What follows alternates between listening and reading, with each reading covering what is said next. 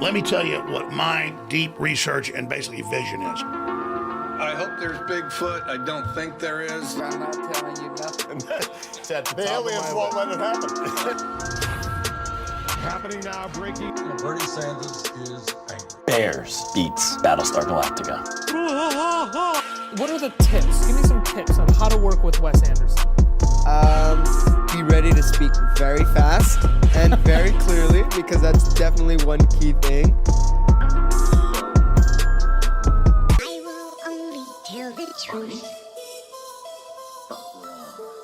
I will only Until you and 6 kids you barely know in wet bathing suits have surrounded 9 chimpanzees outside of a Wendy's. You probably really don't know yourself, okay?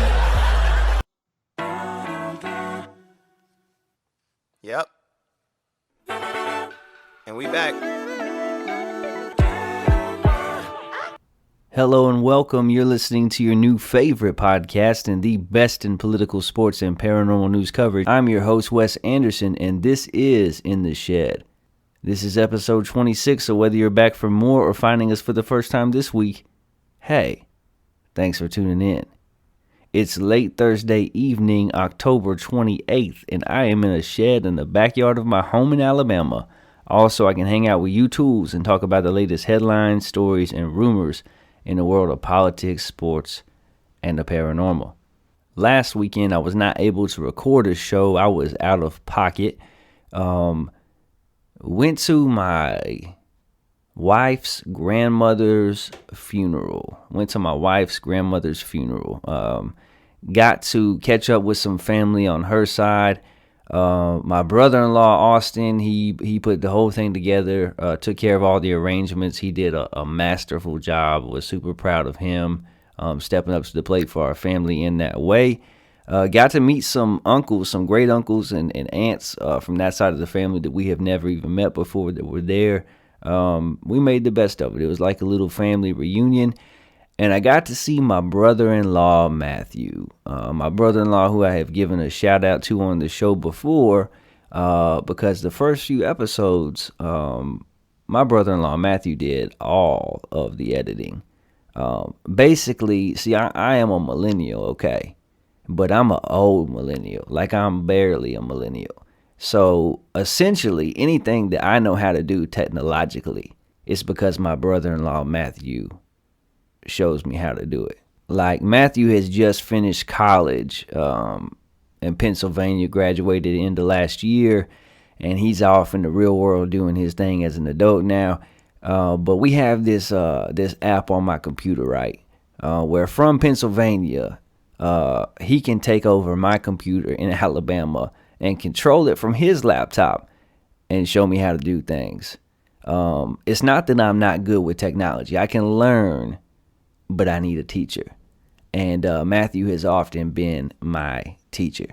So being that he went to school in Pennsylvania with COVID and everything else, I haven't got to see my brother-in-law, Matt, in quite some time. Like, I think it's been like 2.5 years, which is not a normal thing for our family at all. So I got to see him, got to catch up with him. He came back to the house, spent the night with us, hung out with the family. And I was asking him about life and how things are going, about his apartment, he and his girlfriend, about their jobs, about things, you know. And Matt started to tell me about the apartment that they got. They live in an apartment outside of Philly. Not going to tell you where. Don't want you to go knock on his door. Going to protect his privacy. I'm not Mark Zuckerberg. But they got an apartment, he and his girlfriend, outside of Philadelphia, okay? In West Philadelphia, born and raised, okay? And the story of how they got it was quite remarkable. And I just told him straight up, I said, homie, this is going to be the intro to my next podcast, so be prepared. Basically, a lady had died in the apartment. So it's not funny that she died. But the story's funny because they're looking for their first apartment together after graduating college. They're having a hard time finding something. Nothing's affordable. And they find one that's affordable because a lady died in the apartment. And if her relatives hear this, I'm going to feel so bad. A lady died in the apartment, and they got half off their first month's rent for taking over the lease of this dead lady's apartment. And they got to keep some of the furniture. So I don't know if she died on the sofa or in a chair that they have in the apartment. I sure hope not. One would hope not. But they got half off their first month rent, which is a good deal, but it gets better. As a part of this deal, Matthew and his girlfriend had to agree to keep the lady's cat. The lady had a 13-year-old cat, and the cat don't even like people. Not that, most cats don't like people, but this cat, won't come near people, like a feral cat. And it's 13 years old, which is, in cat years, is like 197. And they had to keep the cat. So they got a pet. Didn't have to pay a pet deposit, which is nice, but they got a pet. And it gets better. The lady that had died had named this 13-year-old feral cat Puss Puss.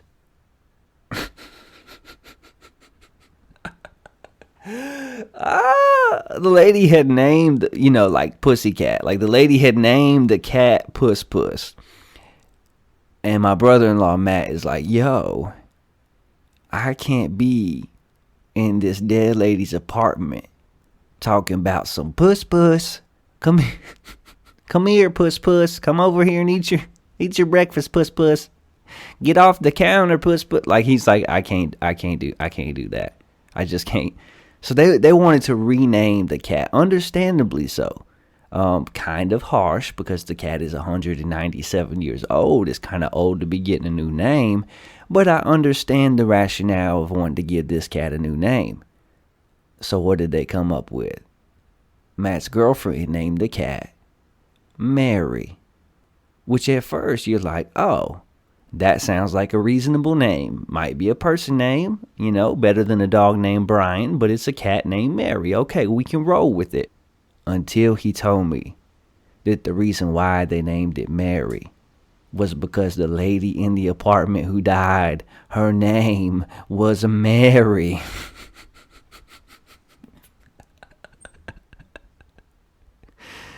So they took over this lady's apartment, got half off on the rent, kept her sofa, and named the cat after her. And Matt's like, hey, I'm not much more comfortable with calling her the dead lady's name than I am with calling the cat Puss Puss. So what does he do? He's a solutions-oriented guy.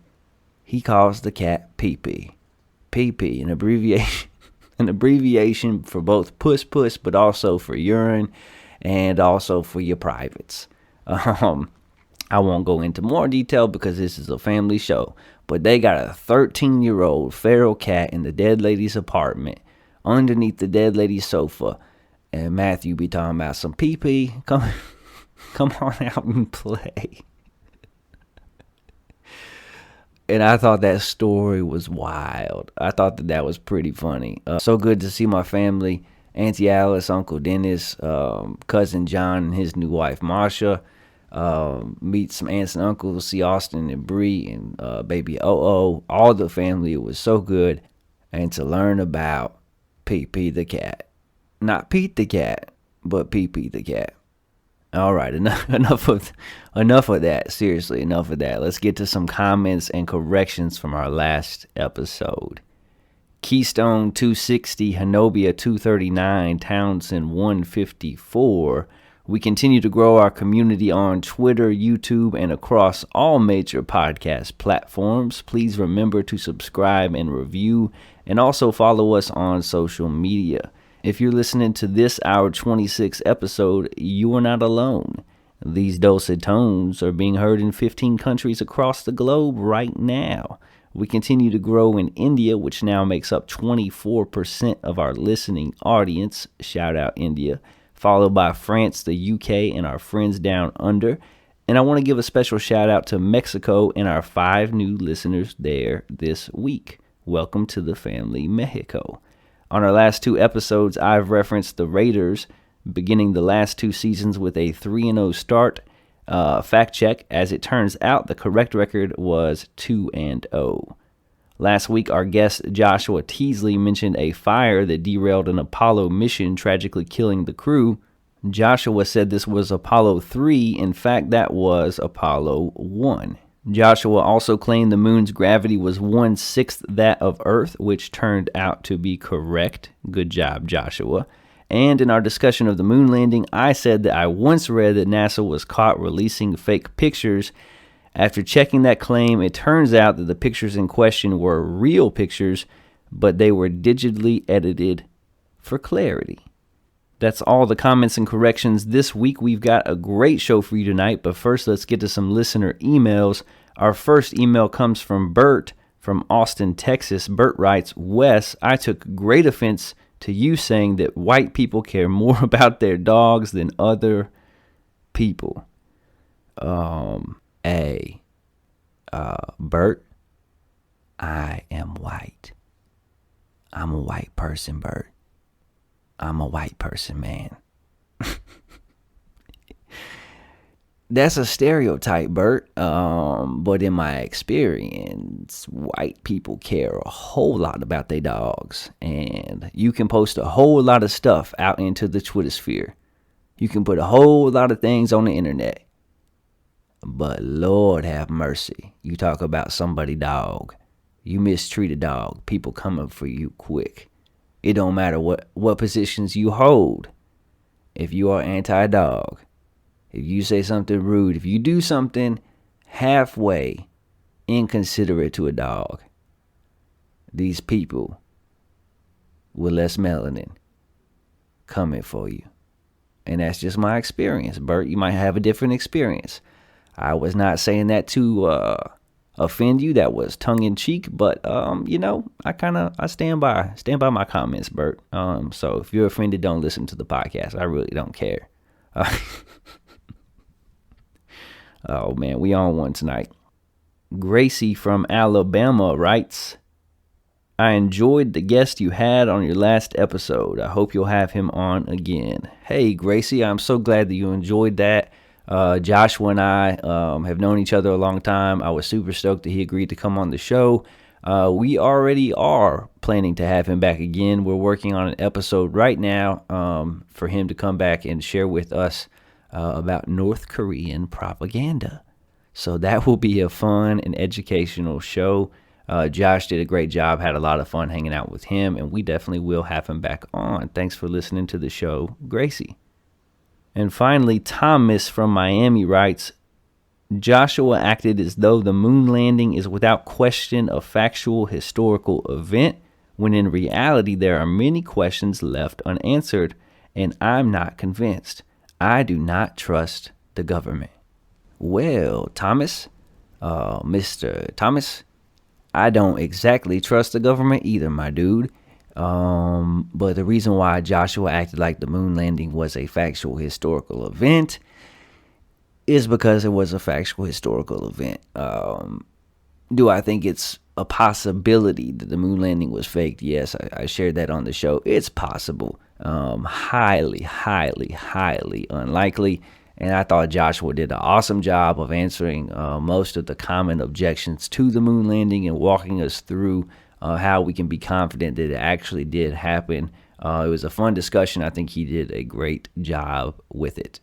That's all the listener emails this week. If you have any thoughts that you'd like to share, you can email the show at intheshedwithwes@gmail.com. Again, that's intheshedwithwes@gmail.com.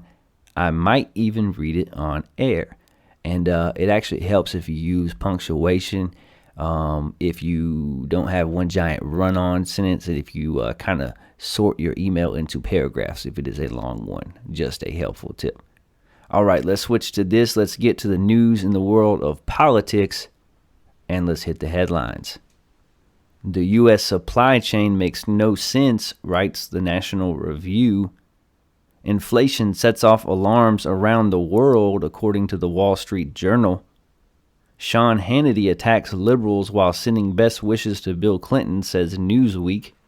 From Bloomberg, Biden says number of unvaccinated in the U.S. is unacceptably high. And finally, Congress might blow its biggest opportunity to tackle the climate crisis, and that is according to BuzzFeed News. Our first story in the world of politics, Joe Rogan versus CNN. Yeah, Joe Rogan versus CNN. As many of you probably know by now, a couple months ago, podcaster, comedian, and UFC announcer Joe Rogan came down with COVID-19 and was quickly able to recover. When the news broke that he did have COVID-19, CNN, along with other news organizations, ran with that. They talked about the different medications and treatments that he had used to address it. They talked about the platform that he had. And a couple weeks ago, Joe Rogan had CNN chief medical expert Sanjay Gupta on his show as a guest. They had a 3-hour conversation. It was very interesting. You can go listen to that on Spotify in full if you would like. But I wanted to take just a couple minutes to play a clip from that interview in which Joe Rogan confronts Mr. Gupta about the way that CNN chose to cover his illness and his recovery from it, his treatment for it, and talk about why this is an important news story for us to cover tonight. Here is that clip. So for you, Joe Rogan, yes, I would say you've had it. Yes. So now get one shot of the vaccine. No. Why not? Because I have better immunity than I would if I was vaccinated. So, right? Yes. Don't I? I think your immunity is really good. So why, if I've already gotten through COVID and I was really only sick for a day, and then 5 days later I was negative, and I do have the natural antibodies now, why would I take a chance in getting vaccinated on top of that? By the way, I'm glad you're better. I'm glad it only lasted a day. You're probably the only one at CNN that's glad. No. We're not. The rest of them are all lying about me taking horse medication. We should talk about that. That bothered you. It should bother you, too. They're lying at your network about people taking human drugs versus drugs for veterinary. Calling it a horse dewormer is not a flattering thing. I get that. It's a lie. It's a lie on a news network, and it's a lie that's a willing. That's a lie that they're conscious of. It's not a mistake. Yeah. They're unfavorably framing it as veterinary medicine. Well, the FDA put this thing out. You saw that. Did you see the thing that the FDA put out? What did the FDA put out? It was a tweet, and it was snarky. I admit it. They said, you are not a horse, you are not a cow, stop taking this stuff, or something like that. Why would you say that when you're talking about a drug that's been given out to billions and billions of people, a drug that was responsible for one of the inventors of it making the Nobel Prize. The Nobel Prize in 2015. Yeah. Yeah, a drug that has been shown to stop viral replication in vitro. You know that, right? Why would they lie and say that's horse dewormer? I can afford people medicine. This is ridiculous. It's just a lie. I don't think anyone is. But don't you think that a lie like that is dangerous on a news network when you know that they know they're lying? You know that they know that I took medicine. Like, here it is. This is ivermectin. You got it with right you. here. Somebody gave it to me. All right, hang on. The thing is, we're like going so fast. Like I feel like I'm missing. Do you think that's a problem that your news network lies? Well, I don't. Dude, what did they say? They lied and said I was taking horse dewormer. First of all, it was prescribed to me by a doctor. Yeah. Along they with shouldn't have said it was a bunch of other medications. If you got a human pill, because there were people that were taking it, the veterinary medication, and you're not, obviously. You got it from a doctor, so that it shouldn't be called that. Ivermectin can be a very effective medication for parasitic disease, and as you say, it's probably, I think, 250 million people have taken it around the world? More, I get that. Way more. So way more. Billions of people have taken it. Can I just come back to the one I want to talk about? Two things on the ledger. You have, before we get to that, does it bother you that the news network you work for out and out lied, just outright lied about me taking horse dewormer? They shouldn't have said that. Why did they do that? I don't know. All right, so there's a certain segment of the population that as soon as they see that I'm talking about Joe Rogan on this show, or as soon as they hear that clip, they're going to roll their eyes, they're going to write it off. This isn't news, it isn't newsworthy. Why are you bringing this up? What are you doing? I thought this was a news show, and it is a news show. And I get that some people do not like Joe Rogan, are not fans of his brand of comedy, or not fans of his podcast, that do not appreciate the fact that he has the platform that he does, where 10 times the amount of people tune in to one of his 3-hour podcasts as do any show that is on CNN's network. I get it. And there's a lot of criticisms that are lobbed at Joe Rogan, some of which have merit, a lot of which do not. A lot of the people who are harshest critics of his like to cherry pick clips here and there, 30 seconds, where he's making a tongue-in-cheek joke. They like to play those to make him come across as a buffoon, or as somebody who is uncaring, or they say that he is alt-right adjacent because he's had people on his show who are more extreme in their conservative beliefs, even though he personally holds many beliefs that are very liberal. I get it. I hear the criticisms. I understand. But the reason I chose to include this on the show is because it genuinely matters. It genuinely matters. Not because it's Joe Rogan, but because of what CNN did in this instance, of how CNN chose to handle covering the COVID diagnosis, treatment, and recovery of a celebrity on the level of Joe Rogan, and a media personality on the level of Joe Rogan. And I'll just say that, let me couch this by saying I like Sanjay Gupta. I find Sanjay Gupta to be kind, considerate, thoughtful, trustworthy. Don't always agree with him, but I think that he comes from a good place, that he's hardworking, he's intelligent, he wants good things for other people. This isn't against Sanjay Gupta. And Joe Rogan is not against Sanjay Gupta. On the podcast, I listened to all 3 hours of it. On the podcast, he mentioned that they have struck up a friendship, that he doesn't have ill will towards him. But the way that CNN handled this whole thing is wrong. It's wrong. It's wrong, and it's intentional in a way that was borderline insidious. Because all Joe Rogan did when he got COVID, he had to cancel some comedy shows. And so he put an Instagram video up for his followers, letting them know that the reason why he had to cancel some shows, the reason why he had not recorded a podcast, was because he had come down with COVID-19 and he had started to feel bad after a show, and that he was treating it, that he wasn't having adverse side effects other than feeling a little bad, but that he was treating it with a host of medicines and a regimen that his doctor had prescribed, one of which was ivermectin. Joe Rogan has money. He has resources. He threw a lot of things at it. Intravenous vitamins and hydration, monoclonal antibody treatment, ivermectin, a whole host of things he threw at it. He wasn't promoting ivermectin. He wasn't telling people that this is the thing that made him feel better, that this is what they should take, that they should run out and find it and take it on their own. He was saying, these are the things that I have taken that were prescribed to me by my doctor. I'm feeling okay. I'm on the mend. But what does CNN do? They pounced on the one medication on there that's somewhat controversial. And they used it as an opportunity to other Joe Rogan, and to other the people that listen to his show, and to other people who have taken ivermectin, whether prescribed by a doctor or not. And I get why the CDC and why news organizations had begun to talk about ivermectin as horse dewormer and to say that it was for animals, because it is used for that in animals. A version of it is used that way.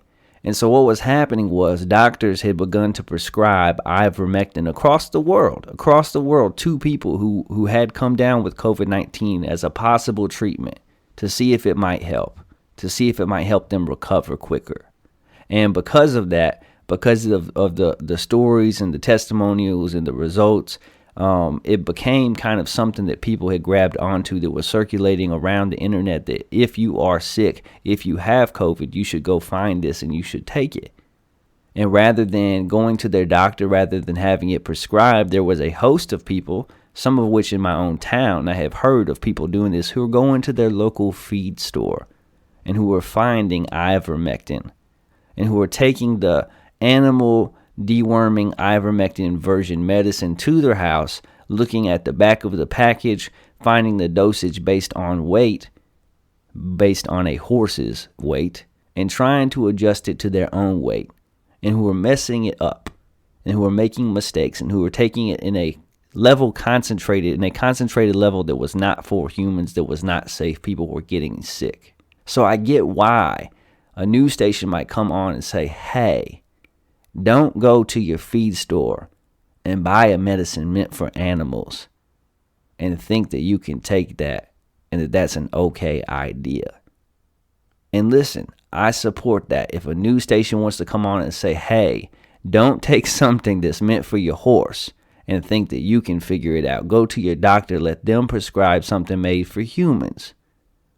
But to just make a blanket statement that somehow because he was taking ivermectin as one of his medications in this regimen to fight his COVID-19, that Joe Rogan was taking a horse dewormer, and to laugh at him and to mock him and to mock anyone who does take it and to say that this is a medicine for animals.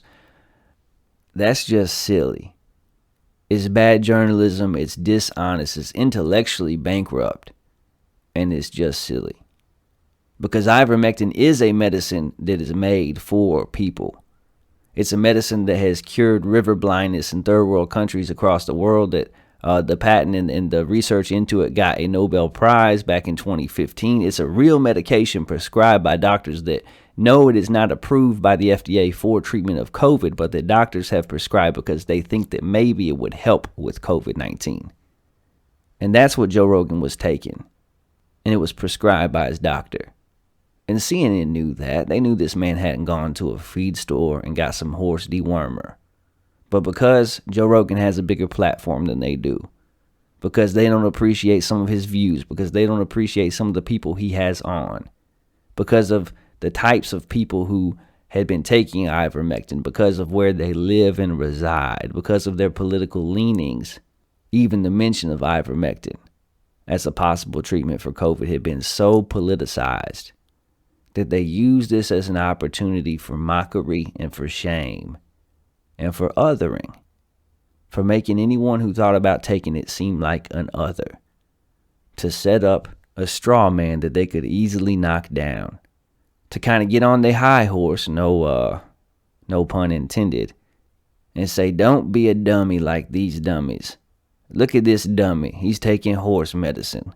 And all these dummies in these states that vote this way or that think this or that support that candidate or that are slow to take the vaccine, they're all dummies. They take medicine made for horses. Look how stupid they are.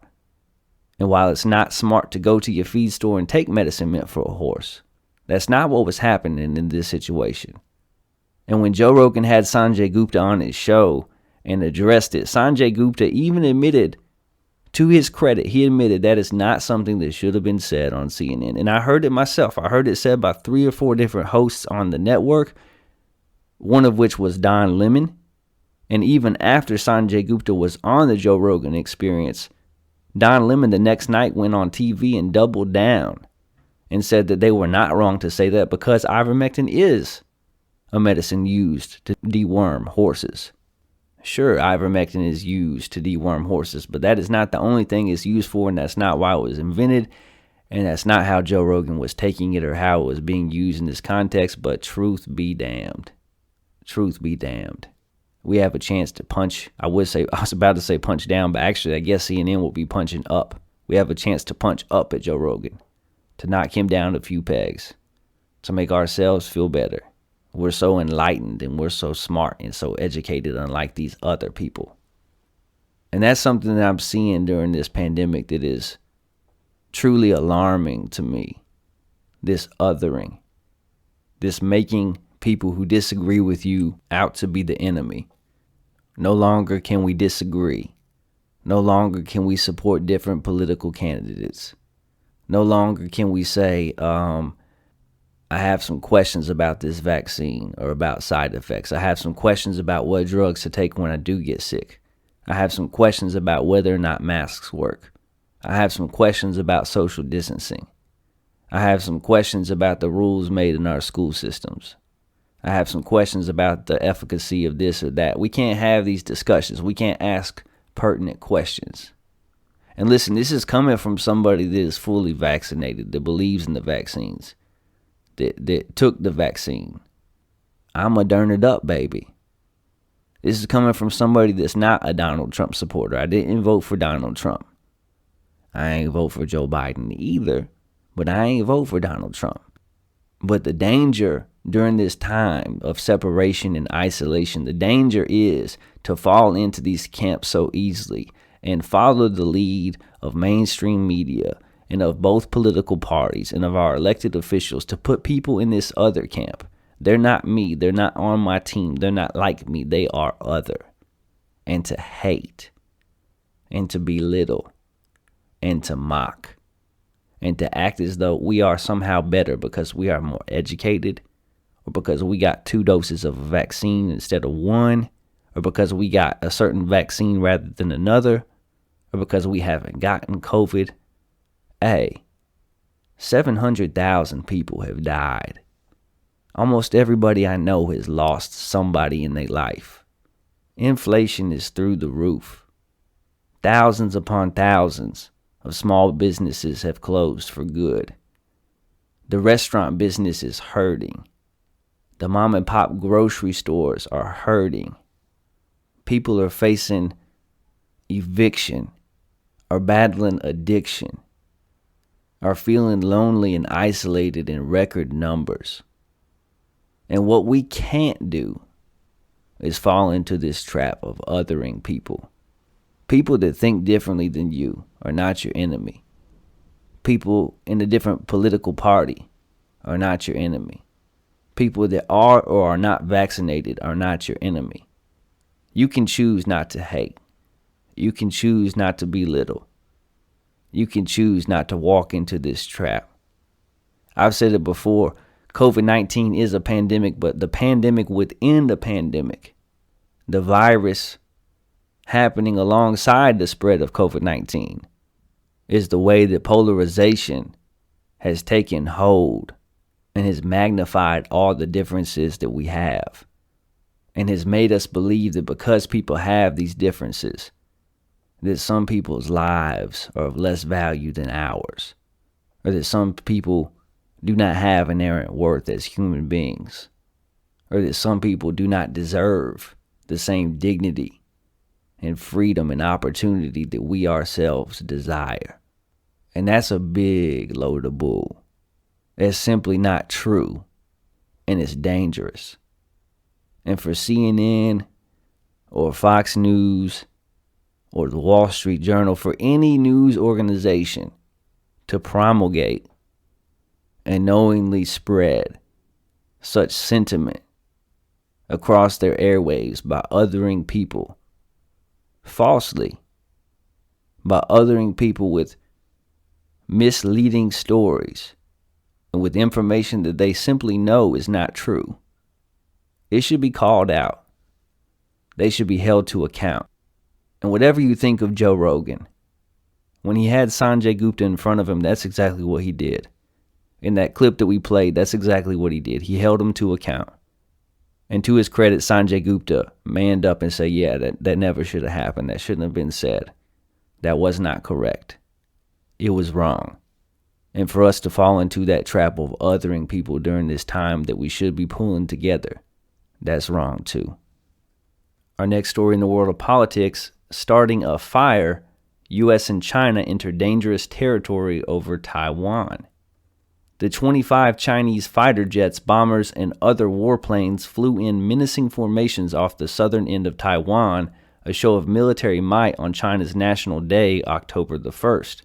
The incursions, dozens upon dozens, continued into the night and days that followed and surged to the highest numbers ever Monday when 56 warplanes tested Taiwan's beleaguered air defenses. Taiwan's jets scrambled to keep up while the U.S. warned China that its provocative military activity undermined regional peace and stability. China did not cower When a Taiwanese combat air traffic controller radioed one Chinese aircraft, the pilot dismissed the challenge with an obscenity involving the officer's mother. As such confrontations intensified, the balance of power around Taiwan is fundamentally shifting, pushing a decades-long impasse over its future into a dangerous new phase. After holding out against unification demands from China's communist rulers for more than 70 years, Taiwan is now at the heart of the deepening discord between China and the United States. The island's fate has the potential to reshape the regional order and even to ignite a military confrontation, intentional or not. There's very little insulation left on the wiring in the relationship, Danny Russell, a former Assistant Secretary of State, said, and it's not hard to imagine getting some crossed wires that starts a fire. China's military might has, for the first time, made a conquest of Taiwan conceivable, perhaps even tempting. The U.S. wants to thwart any invasion, but has watched its military dominance in Asia steadily erode. Taiwan's own military preparedness has withered, even as its people become increasingly resistant to unification. All three have sought to show resolve in hopes of averting war, only to provoke countermoves that compound distrust and increase the risk of miscalculation. At one particularly tense moment in October 2020, U.S. intelligence reports detailed how Chinese leaders had become worried that President Donald Trump was preparing an attack. Those concerns, which could have been misread, prompted General Mark Milley, the chair of the Joint Chiefs of Staff, to call his counterpart in Beijing to assure otherwise. The Taiwan issue has ceased to be a sort of narrow boutique issue and has become a central threat, if not the central drama in U.S.-China strategic competition, said Evan Merdios, who served on President Barack Obama's National Security Council. China's ambitious leader, Xi Jinping, now presides over what is arguably the country's most potent military in history. Some argue that Xi, who has set the stage to rule for a third term starting in 2022, could feel compelled to conquer Taiwan to crown his era in power. Xi said Saturday in Beijing that Taiwan independence was a grave lurking threat to national rejuvenation. China wants peaceful unification, he said, but added nobody should underestimate the staunch determination, firm will, and powerful ability of the Chinese people to defend national sovereignty and territorial integrity. Few believe a war is imminent or foreordained, in part because the economic and diplomatic aftershocks would be staggering for China. Yet even if the recent flights into Taiwan's self-declared air identification zone are intended merely as political pressure and not a prelude to war, China's financial, political, and military ascendancy has made preserving the island's security a gravely complex endeavor. Until recently, the U.S. believed it could hold Chinese territorial ambitions in check, but the military superiority it's long held may not be enough. When the Pentagon organized a war game in October 2020, a U.S. blue team struggled against Chinese weaponry in a simulated battle over Taiwan, which we covered on the show. China now acts with increasing confidence, in part because many officials, including Xi, hold the view that U.S. power has faltered. The United States' failures with the COVID-19 pandemic and its political upheavals have reinforced such views. Behind the scenes, Biden administration officials have expressed worry that China is trying to normalize a new baseline of hostile pressure on Taiwan, and they've deliberated on ways to slow or thwart its military development. President Joe Biden is also trying to lower the temperature, speaking last month with Xi. On Tuesday, he said that he and the Chinese leader had agreed to standing agreements on Taiwan. A day later, the White House announced that he and Xi would hold a virtual summit by the end of the year. The two leaders know each other well. A decade ago, Biden, who was then vice president, went to China to size up Xi before he became the nation's top leader. My father used to tell me, Joey, the only thing worse than a war is an unintentional war, Biden told Xi, according to Russell. Russell added, I think it is a prescient warning. So, if you're unaware, this is not a new issue or a new problem when it comes to international diplomacy and diplomacy with China. China, for a long time, has wanted what they call reunification with Taiwan. I call it a hostile takeover because that is what it would be. Taiwan is a sovereign nation, and they do have their independence. and they do not consider themselves or desire to become a part of China. But as we've talked about on this show before, China has designs on becoming the world leader and a world superpower, the world superpower by 2030.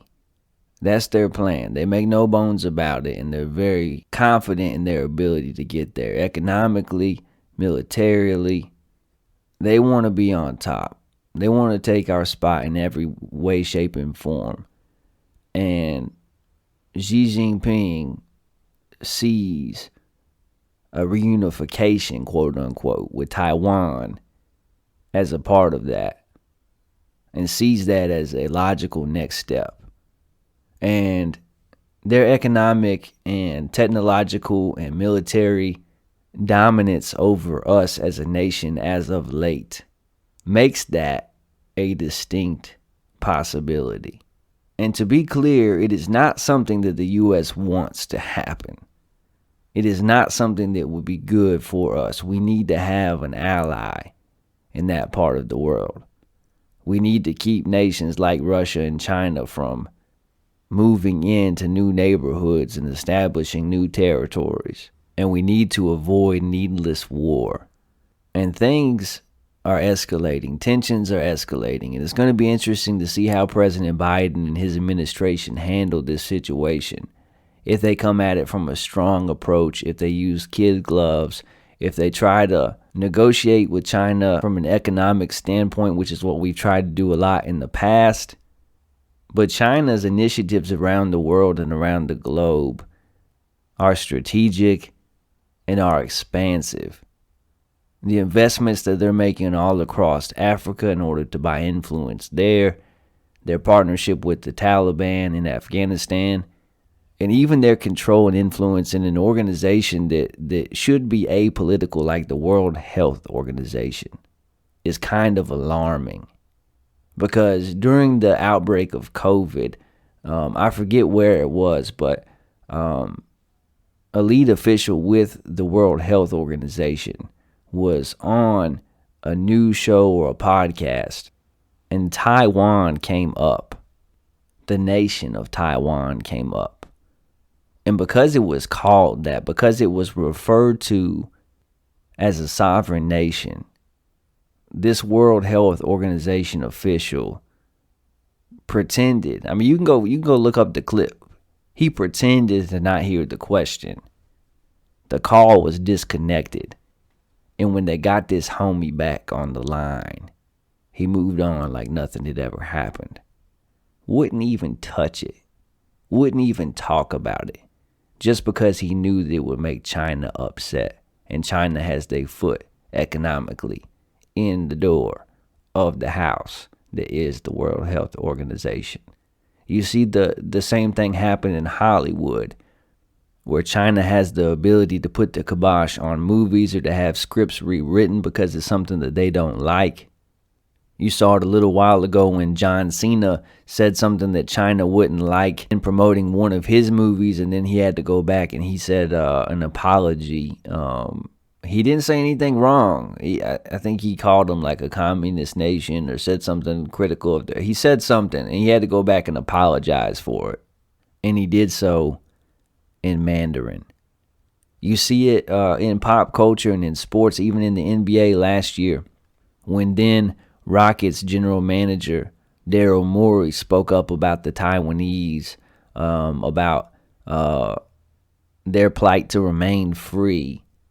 And not only did he get punished by the NBA, but they put the kibosh on anyone else joining in and speaking their mind, because they were afraid that the Chinese government would pull NBA off the TV, that they would lose a whole lot of marketing dollars there, that they would lose their TV deal there. The influence and the control. And look, I'm not about having a new Cold War with China. That's not something that I want. I don't want any type of war. I don't want us to start seeing China behind every bush and worried about this. And look, I'm not into that. I don't want to start a Cold War with China. I don't want any type of war with China. But the influence that they have has to be recognized. And the game that they're playing all across the world has to be recognized. And a lot of times I feel like our government is playing checkers and their government is playing chess. The Communist Party of China that is this interesting marriage between the control that comes with the communist government and the financial opportunity that comes from capitalism. It's an interesting marriage they have over there in their government between the two. And it's effective for what they're trying to do. And this whole situation with Taiwan is something that we need to pay attention to and that we need to watch closely. It gets mentioned occasionally on the news, but it should be a leading story because it matters. It matters. Our next story in the world of politics, upload prohibited. Amazon Prime Video Direct locks out documentaries and shorts. Last week, Amazon's Prime Video Direct self-publishing program issued a change in policy. At this time, we're no longer accepting unsolicited licensing submissions via Prime Video Direct for nonfiction and short-form content. We'll notify you if these categories become available for consideration again. Suddenly, one of the largest streaming platforms in the world was out of reach for vast numbers of companies and content creators. Filmmakers across the world have used PVD, while established indie distributors such as Samuel Goldwyn Films, Kino Lorber, Icarus, and FilmRise have also used the service to distribute their films. This will be a huge challenge for us, says one distribution executive whose company releases a number of documentaries. This will affect stakeholders across the independent film industry, whether directors, sales agents, distributors, and most importantly, audiences that won't be able to enjoy this work and in the worst possible time in society. Unlike Netflix, Hulu, or its sister division Amazon Studios, content isn't acquired by Prime Video Direct. Rights holders submit their work and earn royalties based on revenue splits or customer viewings over time. According to royalty information on its support website, content providers receive 50% of net revenue. Distributors outraged by Amazon's move say it will have broader marketplace implications. Yes, this is going to affect our acquisition prices, said one distributor. What we used to pay X for a title, we will now pay Y, or we won't even buy a film at all because we can't cover the expenses. Likewise, Kino Lorber's president, Richard Lorber, who admits losing an Amazon video on demand window would pinch a bit, says the shift at Amazon only reinforces their move to beef up their own documentary offerings. Like a number of companies, Lorber admits they're still processing the impact of the change at Amazon, but he suggests the ad-supported side of VOD on Amazon wouldn't normally make a difference for art house docs and may be better suited to tabloid nonfiction fare, which he estimates could suffer the most from the Amazon policy shift. According to the company, the change in policy at PVD came as part of a regular update to their service based on customer viewing behavior, but some industry insiders believe it could be the result of liabilities associated with politically sensitive or controversial content.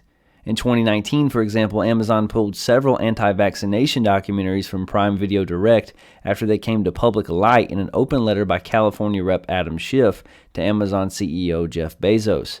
If that's the case, says Stimler, it's a shame that Amazon has no way of vetting legit docs released by respected indie distributors from the ones peddling misinformation.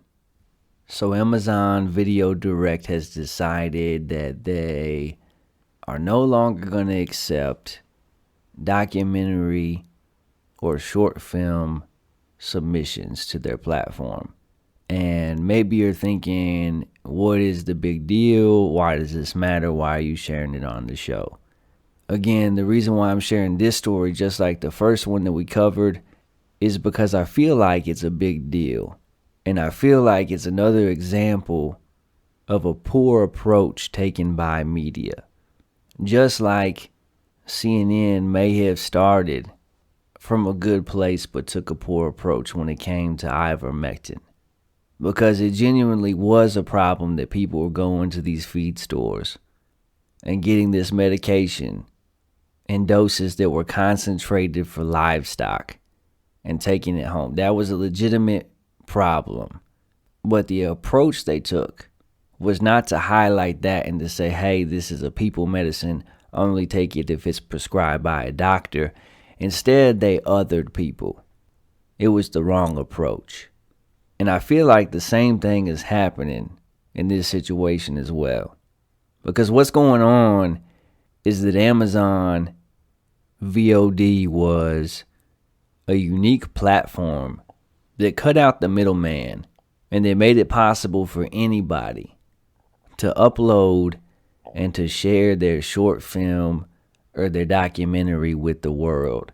And if it found an audience and if it began to make money, to receive some monetary value for their work.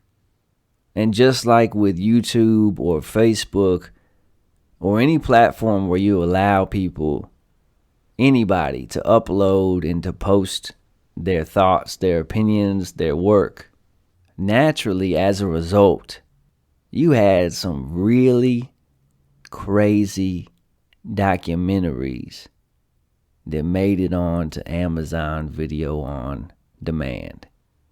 Some crazy documentaries, some stuff with information that wasn't accurate, some stuff that people might find harmful or misleading, some things that might be offensive. But their response to that, to me, is the wrong approach. And it's an approach that I'm seeing more and more. Not only an approach that I'm seeing more and more Fortune 500 companies or social media platforms take, or news organizations take, but an approach that I think is actually harmful. Because rather than accomplish the intended aim of minimizing this material that is deemed inaccurate or harmful, all it actually does is make it more desirable because it's now off limits.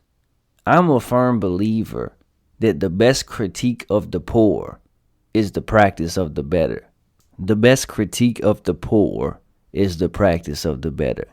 When you have a collection of ideas, when people express a multitude of opinions, when people share their point of view or their argument, the best thing that we can do, in my opinion, is to let everybody speak their piece. Let everybody bring their ideas to the table. Let everybody express their opinion. And then what's going to happen most of the time is that the best ideas, the best perspectives, the information that is the most helpful, the most transformative, the most impactful, and the most true, that information and those ideas and those perspectives will rise to the top. Sure, there will be a certain segment of the population, a small percentage of the population, that instead will stay at the bottom and will grab a hold of information that is misleading or harmful or untrue.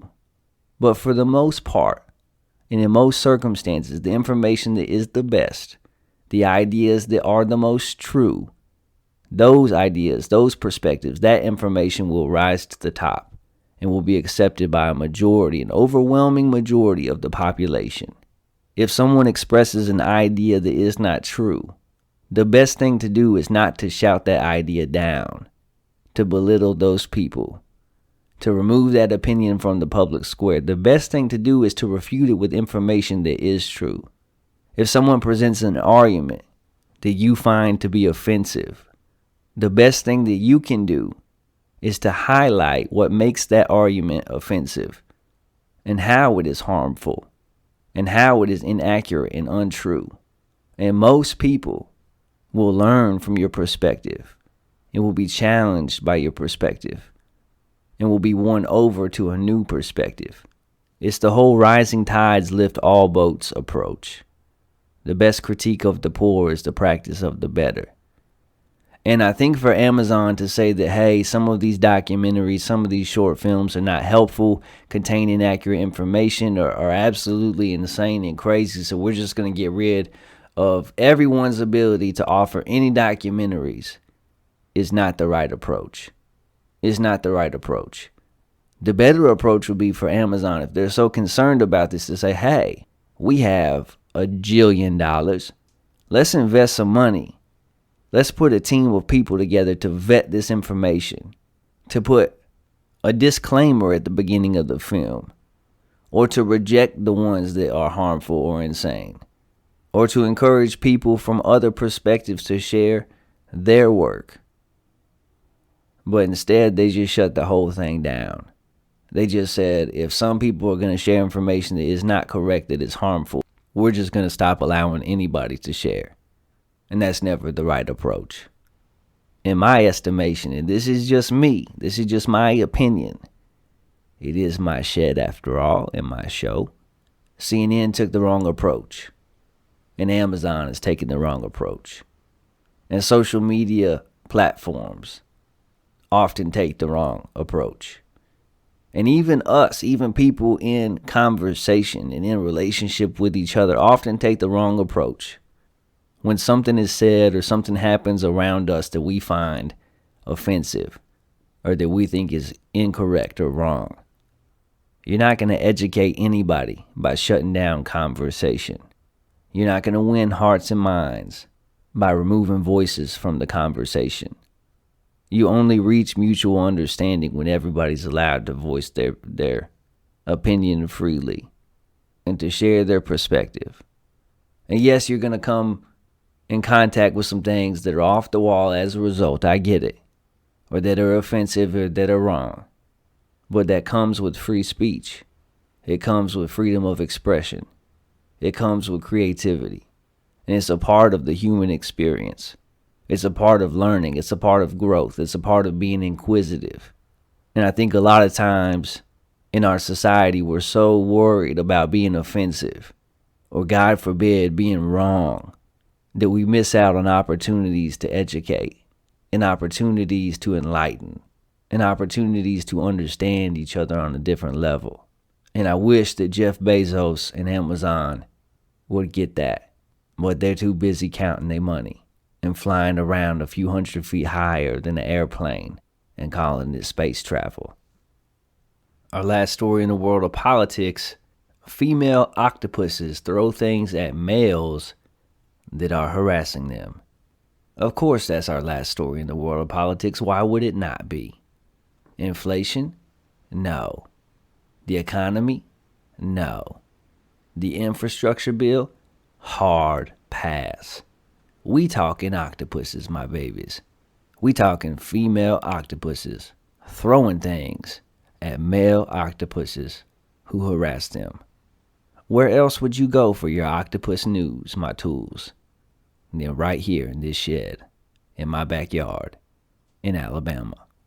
An analysis of footage of octopuses off the coast of Australia throwing shells and silt suggests that they intentionally target and often hit other octopuses.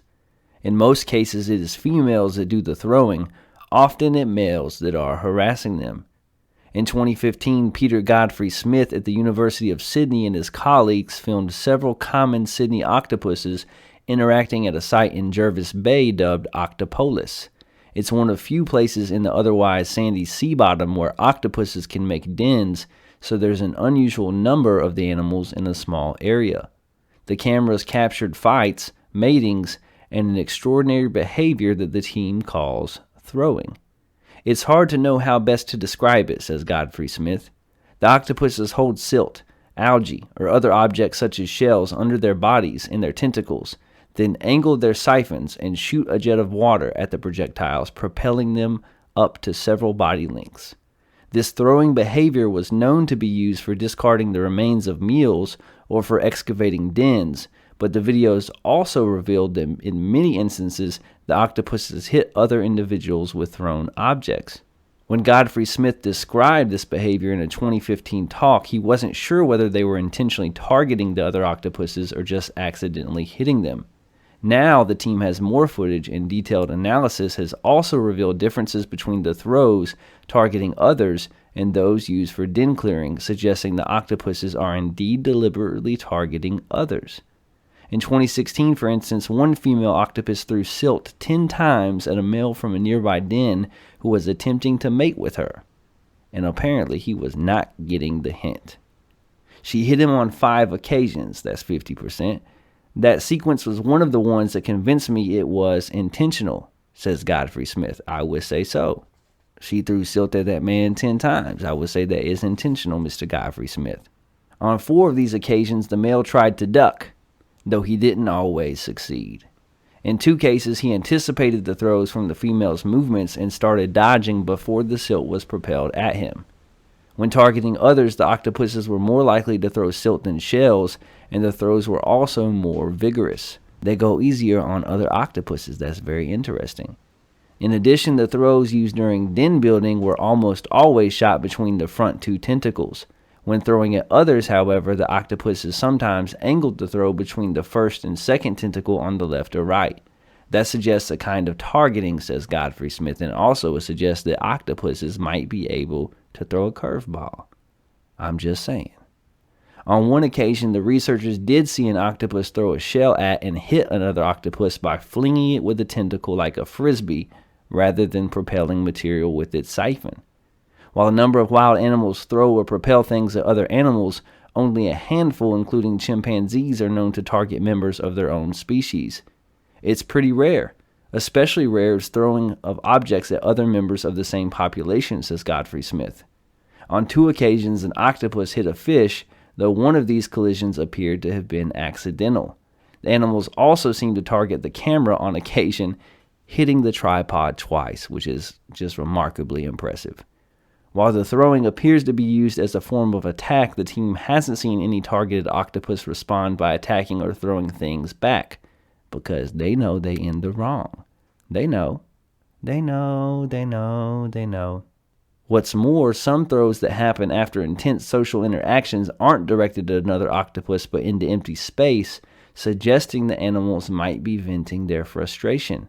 In one case, after a male's advances to a female were rejected, he threw a shell in a random direction and then he changed color because he was embarrassed, apparently. The team decided to release their findings as a preprint after a paper was released suggesting that polar bears sometimes use rocks or lumps of ice as weapons during hunting, for instance, throwing rocks off cliffs at walruses. Yeah, so female octopuses are about that life. They are about that life. Imagine with me for a minute that you are a doctor, even better, a PhD level scientist. You're getting that bag. Your parents are proud of you. And you announce to your loved ones, to your significant other at dinner, hey, I'm about to be published. I have made a discovery that's about to be published. And they're like, really? What have you done? Have you cured malaria? No. Have you discovered life on another planet? No. Have you made inroads into the treatment of Alzheimer's or cancer? No. I have discovered that sometimes when being harassed, female octopuses throw shells at the dude octopuses. Imagine it being your job to put together a team of people to analyze video of female octopuses throwing stuff at the boy octopuses who harass them. Like, I want to see an Animal Planet special with footage from this study narrated by Snoop Dogg. That's the footage that we all deserve in this pandemic. The beginning of the pandemic, we had Joe Exotic talking about, I will never financially recover from this. And here, 2 years into this pandemic, we deserve to see these octopuses throwing shells at they harassers. Those harassing octopuses getting me too with some silk coming at their face. Female octopuses throwing curveballs with that conch shell. And Snoop Dogg talking about something. Oh man, there go the octopus.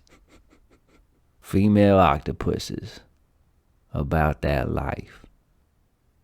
That's all for the world of politics. Let's switch to the world of sports, and let's hit the headlines. UAB, UTSA, Rice, North Texas, Charlotte, and Florida Atlantic to join the American Athletic Conference. Boston Celtic games have been pulled from Chinese media after Inez Kanter makes critical remarks of Xi Jinping. LeBron and AD reassure Russell Westbrook after Lakers lose debut. Washington State football coach Nick Rolovich to sue over firing, citing vindictive athletic director. Ed Orgeron wanted to finish job, not walk away at LSU. Gonzaga men's basketball coach Mark Few fined after pleading guilty to DUI. Seahawks claim quarterback Eason with Wilson still on IR. And the NFL has agreed to end race norming as a part of a settlement. Well, the World Series is tied at 1 game apiece between the Atlanta Braves and the Houston Astros. But we don't talk baseball on this show. So instead, let's get to our NBA preview extravaganza. We're a few games into the NBA season already. I'm so glad to have the NBA back. Oh, how I have missed professional basketball. And early in the season, two of the biggest stories continue to be players who are not even with their team. Of course, I'm talking about Ben Simmons with the Philadelphia 76ers and Kyrie Irving with the Brooklyn Nets. The Ben Simmons situation continues to be an interesting one. Ben Simmons, who has never developed a jump shot. This is something that we all are well aware of. Ben Simmons, who is one of the better on-ball defenders in all of NBA basketball, but he's not with his team. He's not there. He's somewhere in Philadelphia, but he's not with his team. He's not on the court. Last year, the 76ers had a tremendous regular season, getting the number 1 overall seed and winning the Eastern Conference, but did not see that same success extend into their playoff run, losing in the second round of the playoffs to the Atlanta Hawks, a series in which Ben Simmons struggled, refused to take jump shots, and then even in the deciding game, in Game 7 of the series, passed up an open dunk in a critical point in the game. After the series was over, Joel Embiid made comments in the presser that seemed to point at that moment as the turning point for the team. When asked point blank whether or not Ben Simmons could be the point guard of a championship team, Doc Rivers said, "I don't know." And that was the beginning of the end for Ben Simmons in Philly. It wasn't long before he made it clear that he wanted to be traded and said that he never wanted to play another game in a Sixers uniform. Sixers president of basketball operations Daryl Morey and GM Elton Brand could not find a trade that they thought was worthy of sending Ben Simmons away. So for the entire offseason, the storyline continued, this narrative continued in the media, this standoff continued between Ben Simmons and his camp and the front office of the 76ers. Joel Embiid even literally said, "I do not care about that man." And then Ben Simmons showed up in Philly at training camp.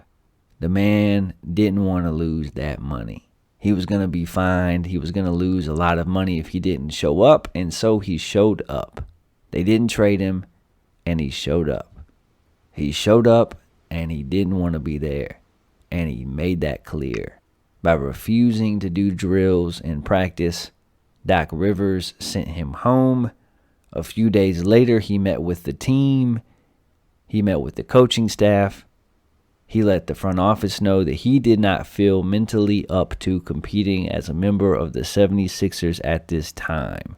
And then you had, in the first game, the first home game, you had Joel Embiid awkwardly pick up a microphone and say some stuff to the fans about supporting their team and even Ben because he is their quote-unquote brother, even though 48 hours before he said, "I do not care about that man." And the 76ers have limped out to a 3-2 start on this season. They still have a lot of talent. Joel Embiid, Tobias Harris, Seth Curry, Korkmaz, Maxey. They've got a lot of guys. But the focus is on Ben Simmons. The focus is on Ben Simmons' absence. The focus is on whether or not he will return to the team, whether he will hit the court for Philadelphia again, whether Daryl Morey will give in and trade him, or whether he'll continue this standoff. And in my estimation, they got to get that man out of town. Like, yesterday was not soon enough. You're not hurting anybody by keeping them around except for your squad. Like, would it hurt to trade a talent like Ben Simmons and get very little in return? Maybe. But what does it benefit to hold on to him when he's not even playing? When your players have to answer questions about him all the time? When the whole focus of your team is on the fact that he's not there? When he's made it clear through his actions and his words that he has no interest in being a part of his team? When the Philly fan base has made it clear in booing him off the court that they want nothing to do with this man? And the interesting thing to me is not just the fact that Daryl Morey and Doc Rivers and Joel Embiid have completely mismanaged this whole thing, because they have. It all started with Doc Rivers and Joel Embiid's comments. If they had handled things in a different way after Game 7, if they had been a little bit more introspective, if they had owned up to their own shortcomings, maybe all of this would have been avoided. Maybe Ben Simmons would be on the court right now. Or maybe you would have been able to find a trade partner for him. So they mismanaged it from the beginning. But to me, the most interesting thing is the fact that Ben Simmons' poor play in that series and his subsequent absence from the team now has been magic.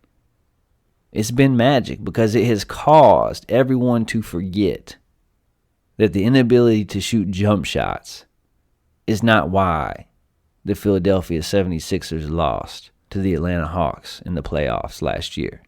Because in that series, Doc Rivers was thoroughly outcoached and outclassed by Nate McMillan and the Hawks. Doc Rivers failed to make adjustments. He failed to make adjustments in the way that Trae Young was guarded. He failed to make adjustments in the way that they handled the pick and roll between Trae Young and John Collins. Doc Rivers was a failure. He failed when the season was on the line, when the pressure was at its highest points, he failed. And not only that, but Joel Embiid failed too. Yes, he was a huge focal point of the 76ers offense, but he was routinely gassed in the fourth quarter of those games. The Hawks ran that man. The Hawks wore that man out. And in Game 7, he didn't have much left in the tank. And in the fourth quarter of a lot of those games, he didn't have much left in the tank. And I know that he was coming off of injury, but he was on the court. He was well enough to play. He was healthy enough to be their number one option and for their offense to go through him. And let's not pretend, let's not forget, let's not sugarcoat the fact that as talented as Joel Embiid is, and even though he's one of the best big men in the league, conditioning has not been his forte. Being in shape, showing up ready to go at training camp, being a player that can play big minutes deep into the playoffs, deep into the fourth quarters, hasn't really been his thing. And so, yes, Ben Simmons' inability to be an offensive threat is certainly hurt in that series against the Hawks. But, hey, the fact that Ben Simmons is not there has allowed him to be scapegoated by Philadelphia. And the fact that he's not there now doesn't magically fix everything for Philly, because they still have a star player and a head coach. They have not shown that they can come through in the playoffs. They certainly didn't come through in the playoffs last year. And I think Philly's in for a disappointing season this year.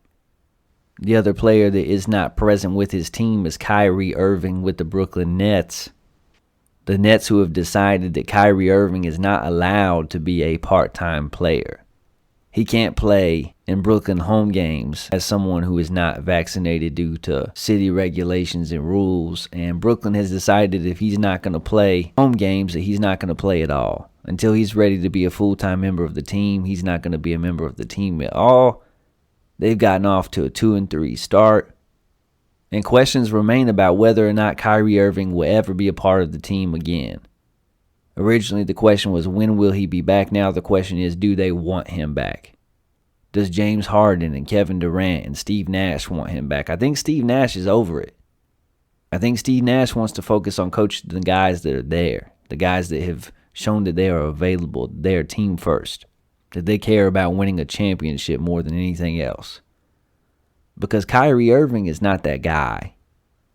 He's a heck of a basketball player. He's a heck of a talent. But winning a championship is not the first and foremost thing in Kyrie Irving's mind. At least it doesn't appear to be.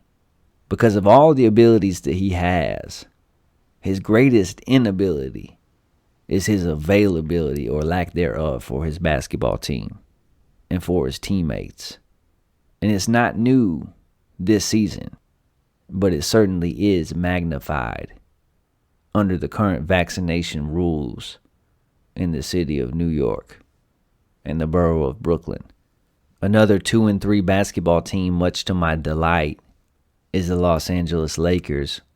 The Lakers who added every player who was really good 5 years ago. They added Russell Westbrook, Carmelo Anthony, and a host of other players in an attempt to reload. They've been called a super team by some, the big three of AD and LeBron and Russell Westbrook. And in their first game this season against the Warriors, it was not pretty. It was not pretty. Steph Curry only scored 21 points. Klay Thompson is still on the sidelines coming back from that knee injury. And yet the Warriors had their way with the Lakers. Russell Westbrook played terrible. He turned the ball over about as many times as he scored. LeBron and AD missed free throws. LeBron actually played a really good game. So far this season, LeBron is shooting the ball extremely well from deep. Much better than he typically does. And if he's going to shoot like that from deep all season, he's going to be heads and tails better than he was last year. But Anthony Davis played poor. And Russell Westbrook played poor.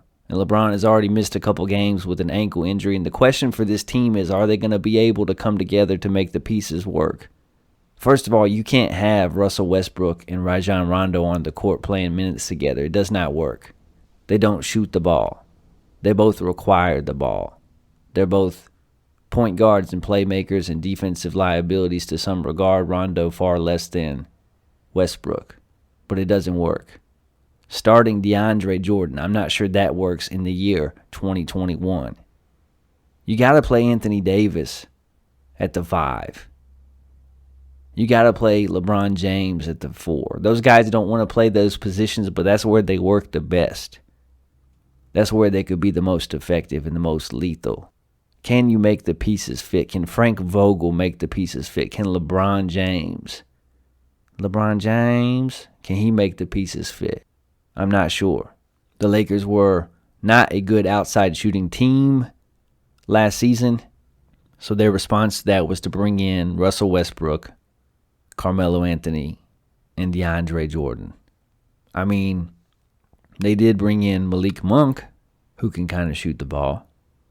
But Rondo can't shoot. Westbrook can't shoot. Carmelo sometimes can shoot the 3. DeAndre Jordan can't shoot fish in a barrel. It's hard to imagine that a LeBron James team will not put the pieces together, will not find a way to work together and be successful, but it remains to be seen. They're 2-3 on the season. Can Anthony Davis actually be healthy? When his team needs him, will he be available? Can LeBron stay healthy? Will the Lakers put it together? Two teams that have put it together so far are the Warriors and the Chicago Bulls. The Warriors, who are starting Jordan Poole at least until Klay Thompson returns later in the year, are off to a 4-0 start, as are the Chicago Bulls. Both teams look good. Both teams look like they're improved on the defensive end, look like they have a lot of ball movement and outside shooting on the offensive end. And I like what the Bulls have done this offseason. Bringing in DeMar DeRozan, bringing in Lonzo Ball, bringing in Alex Caruso. When they traded for Vucevic from Orlando at the end of the trade deadline last season, people were like, what is Chicago doing? They're not going anywhere. Why would they trade for a player like Vucevic? They traded for Vucevic because they knew that paired with Zach LaVine, who is one of the most underrated players in the league, that if they signed some key acquisitions in the offseason, they might be able to make a run. And they signed the right guys. And they put together a heck of a squad. In my estimation, there are 8 teams that actually legitimately have a chance to win the NBA championship this season. Coming into the season, I think there are 8 teams. And in a lot of ways, this season is more open and more wide open than it's been in many years. Last year, we did not expect to get the Suns and the Bucks in the finals. And we may be surprised again this year with how things shake out. When it comes to championship contenders, I think you have the Lakers. They're not good right now. But if we're talking championship contenders, a team that has LeBron James and Anthony Davis, they're going to be in the conversation. I've got to at least put them in the conversation. If they can put the pieces together, if they can make it work. Most importantly, if they can stay healthy, I would consider them a championship contender. So you got the Lakers, the Suns, the Nuggets, the Clippers, the Nets, the Bucks. I'm going to put the Warriors in the mix. I really like the way that they progressed over the course of last season. They made a couple of really good offseason acquisitions in their own right, and bringing back Andre Iguodala and bringing in Bjelica, whose name I did not know how to say until recently. I think on a previous podcast I said like Bjelica or something. It's Bjelica. It rhymes with pizza. He's going to be a good player for the Warriors. Fits in their system really well. Jordan Poole's going to take a step this year. And then I have the Atlanta Hawks. I have the Atlanta Hawks as a legitimate title contender. They made the Eastern Conference Finals last year. You know how much I think of Trae Young and his ability to orchestrate the offense, not just by scoring, but his best attribute is actually passing the basketball and setting up his teammates. They re-signed John Collins. They're healthy. They signed Nate McMillan as their permanent head coach, which I think was a brilliant move. If you look at the Atlanta Hawks roster, they actually have one of the deepest rosters in the league. They played 10, 11 guys on opening night, and that's without even having Gallinari and Lou Williams available. They've got a deep team. They've got scoring. They've got youth. They've got defense. They've got athleticism. And I don't think in the Eastern Conference is out of the realm of possibility to see Atlanta put the pieces together and come out of that conference and make a run at the title. So I think there's 8 teams that legitimately have a chance. The Lakers, the Suns, the Nuggets, the Clippers, the Warriors, the Nets, the Bucks, and the Hawks. I don't include Philly in that mix at all. I don't include Utah or Dallas in that mix at all, or Portland in that mix at all. I don't think those teams have a legitimate chance. And in looking at the Eastern Conference, here's my best guess to how things shake out. I think the Bucks win the conference, regular season anyway, followed by the Nets, the Hawks, the Knicks, the Heat, the 76ers, the Bulls, and the Hornets. I think Indiana misses out on the playoffs. I think Boston misses out on the playoffs.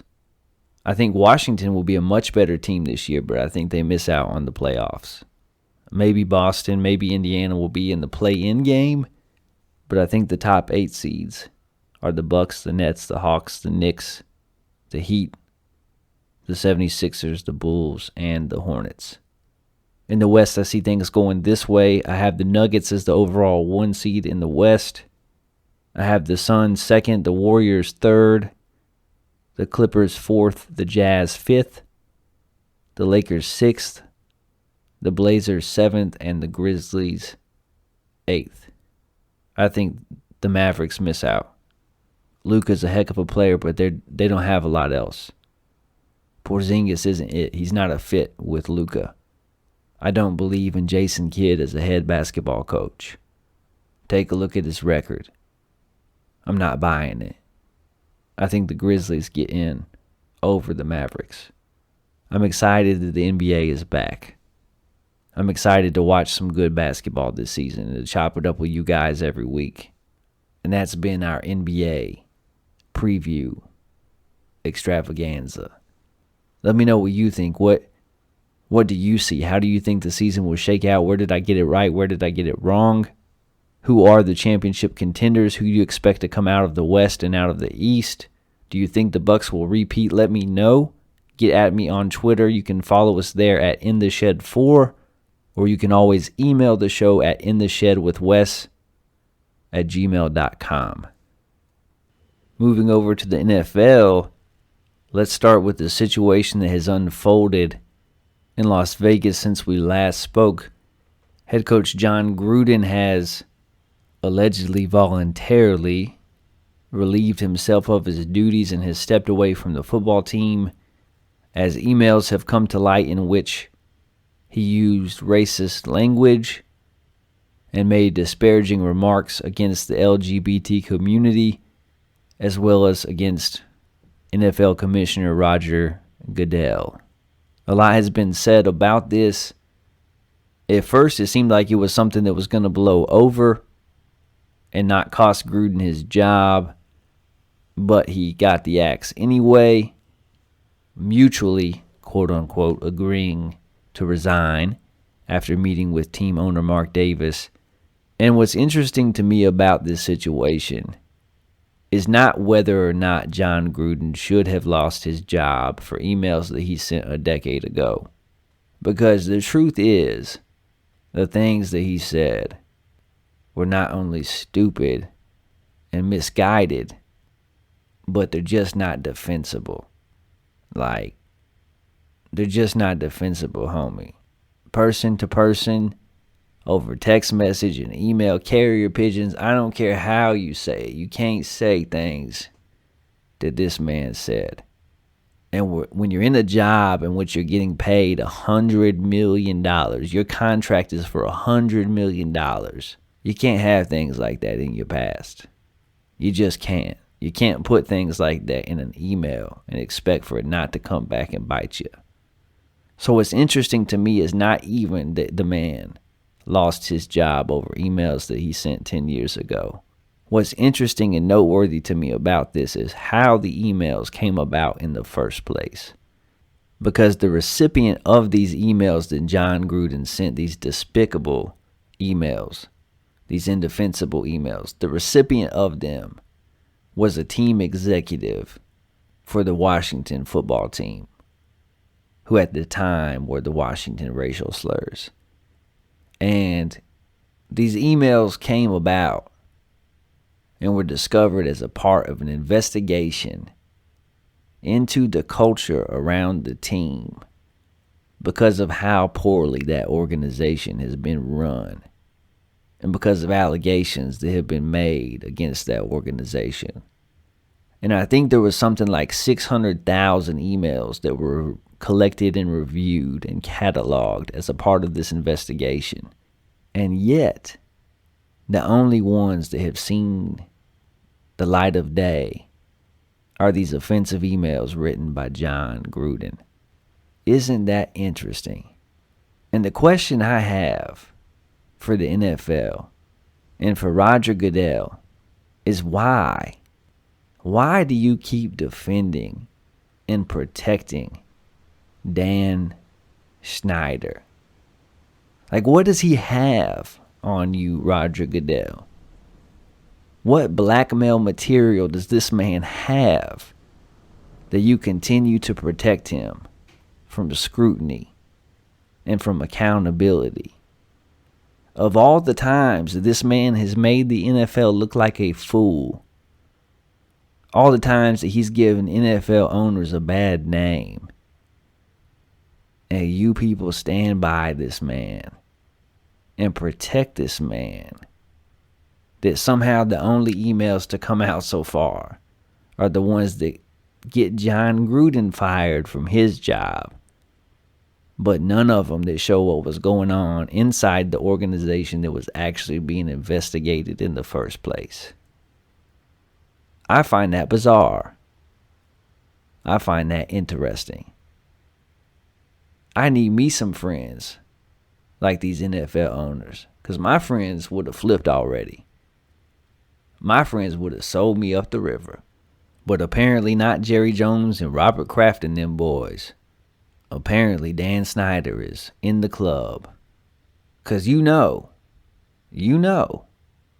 the man that swore that he would never change that name, that was treating the cheerleaders like he was treating the cheerleaders, who has gone on record and said some of the dumbest stuff, and whose football team has been trashed for a decade. You know that he's got some emails sent to him or from him that are as at least as damaging as what we have seen from John Gruden. But for some reason, they have not come to light. And I'm just curious. Another storyline in the NFL that I find interesting is one that nobody seems to be talking about right now. And that's the fact that the New England Patriots are 3-4 on the year. And I don't think anybody expected the Patriots to win that division. We pretty much assumed that that was going to be Buffalo's division for the taking. I don't think anyone thought that they would be 7-0 at this point. But the Patriots made a decision coming into the season to put Cam Newton on the scrap heap and to push their chips to the center of the table with rookie quarterback Mac Jones. And he's had some bright spots. He hasn't been terrible. He's not been the worst rookie. He's looked fairly good. He's done all right this season. He's having a good rookie campaign. But don't you think if the Patriots had instead made the decision to stick with Cam Newton, that maybe just maybe they would be better off than 3-4? I think if the Patriots had stuck with Cam Newton with the defense that they have, and the offensive line that they have, and the upgrades that they made to receiver and tight end, I think they would be something more like 5-2, and that they would have a more realistic path back to the playoffs. Is Cam Newton the same Cam Newton that won the MVP, that led Carolina to the Super Bowl? No. He's taking a lot of hits. He's taking a lot of punishment. He's not that player anymore. But let's be honest. Last season, Cam Newton actually got off to a fairly good start. The first 3 or 4 games of the season, he was playing pretty well. With no offseason, with no receivers. I mean, they ain't have a single receiver that would start for any other team last year. And then he got COVID. And after that, he was never quite the same even when he came back. I mean, I have friends that aren't pro athletes that still have no stamina and aren't able to even work out at a mild pace because they got COVID months ago. Cam Newton was never quite the same when he came back last year. But you got to think, with another offseason, another year in the system, upgrades at wide receiver and tight end, defensive players who sat out last year coming back, you got to think they would be a better football team at this point in the season if they had stuck with Cam Newton.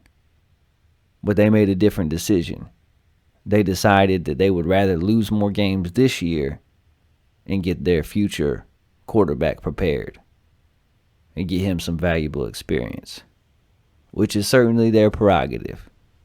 I think I would have rather made the playoffs if I were them, but hey, I'm not Bill Belichick, and I'm not Robert Kraft, and it's not my macaroni. The last bit of NFL news this week are the Arizona Cardinals, who came into tonight's Thursday night football game against Green Bay undefeated at 7-0 and looking like the best football team in the National Football League. Quarterback Kyler Murray is one of the front runners for the MVP trophy at this point in the season, and their defense looks incredible behind Budda Baker and company. They are undefeated no more as they lose tonight 24-21 to Aaron Rodgers in Green Bay. Aaron Rodgers, who threw 2 touchdowns and no interceptions. Kyler Murray was the opposite with no touchdowns and 2 interceptions to improve their record to 7-1. J.J. Watt may be out for the year. Arizona has been the story of the league so far, but they are no longer an undefeated team. Cliff Kingsbury, Kyler Murray, and company will look to rebound next week They've been a great story nonetheless. I really like what they've put together there in Arizona. And say what you want about Green Bay, about their defense not being good enough, about their running game, about their lack of receivers besides Devontae, but they're 7-1, and they've beaten some very good football teams. And Aaron Rodgers is having fun again. He's enjoying the game of football. They're going to be a tough out. 3 games that I'm looking forward to watching this weekend in the NFL. The Eagles at the Lions. We are fans of Dan the Man Campbell on this humble program. We find him to be fun and entertaining, and maybe this will be the week that the Detroit Lions finally get a win, because Jalen Hurts is struggling at quarterback for Philadelphia. He's not the only one. Their defense is not good. They're not looking very good the last couple of weeks anyway. But this might be it. This might be the week that Detroit gets a win at home against the Eagles. We'll be watching and checking that game out. I'm also looking forward to the Bucs at the Saints. Not a matchup of Tom Brady versus Drew Brees, but Tom Brady versus Jameis Winston. Jameis Winston, who might throw 5 touchdowns or 5 interceptions. You just never know. And Tom Brady, who is the front runner for MVP, who's having an incredible season at 44 years old. I'm looking forward to that game. I think the Bucs will find a way to win there in New Orleans. And I'm looking forward to the Giants at the Chiefs. The Chiefs are struggling. They are struggling. They did not put up an offensive touchdown last week, which I did not think was possible. They lost to the Titans 27-3 and were never even competitive. Surely they can beat the New York Giants. Maybe this will be a springboard for them and get them back on track. Those are the 3 games in the NFL that I'm looking forward to, that I'll be watching this weekend. The Eagles at the Lions, go Lions. The Bucs at the Saints, the Bucs will win there. And the Giants at the Chiefs, maybe Patrick Mahomes will get back on track for the Chiefs. Before we leave sports, let's quickly talk some college football. And let's go around the SEC. This week we have Missouri at Vanderbilt, a matchup of 2 awful football teams. Not looking forward to watching that one. You have Georgia versus Florida in a rivalry game hosted there in Jacksonville. Number 10 Ole Miss will visit Jordan-Hare Stadium and take on Auburn. And then you have Kentucky going on the road against candy corn-hating Mike Leach and the Mississippi State Bulldogs. A couple things worth noting this week in the world of college football. The first of which is how good football is in the state of Texas. Certain years you see certain states have a lot of success. I remember several years ago when Auburn and Alabama had a streak where Alabama won the national title in 2009, Auburn won in 2010, then Alabama won again in 2011. This season, there is so much success happening in the state of Texas. UTSA is ranked in the top 25. Texas A&M is doing well. SMU is undefeated. Baylor is a top 25 football team. And even the UTEP Miners are 6-1, and they're ranked in our top 25 poll this week.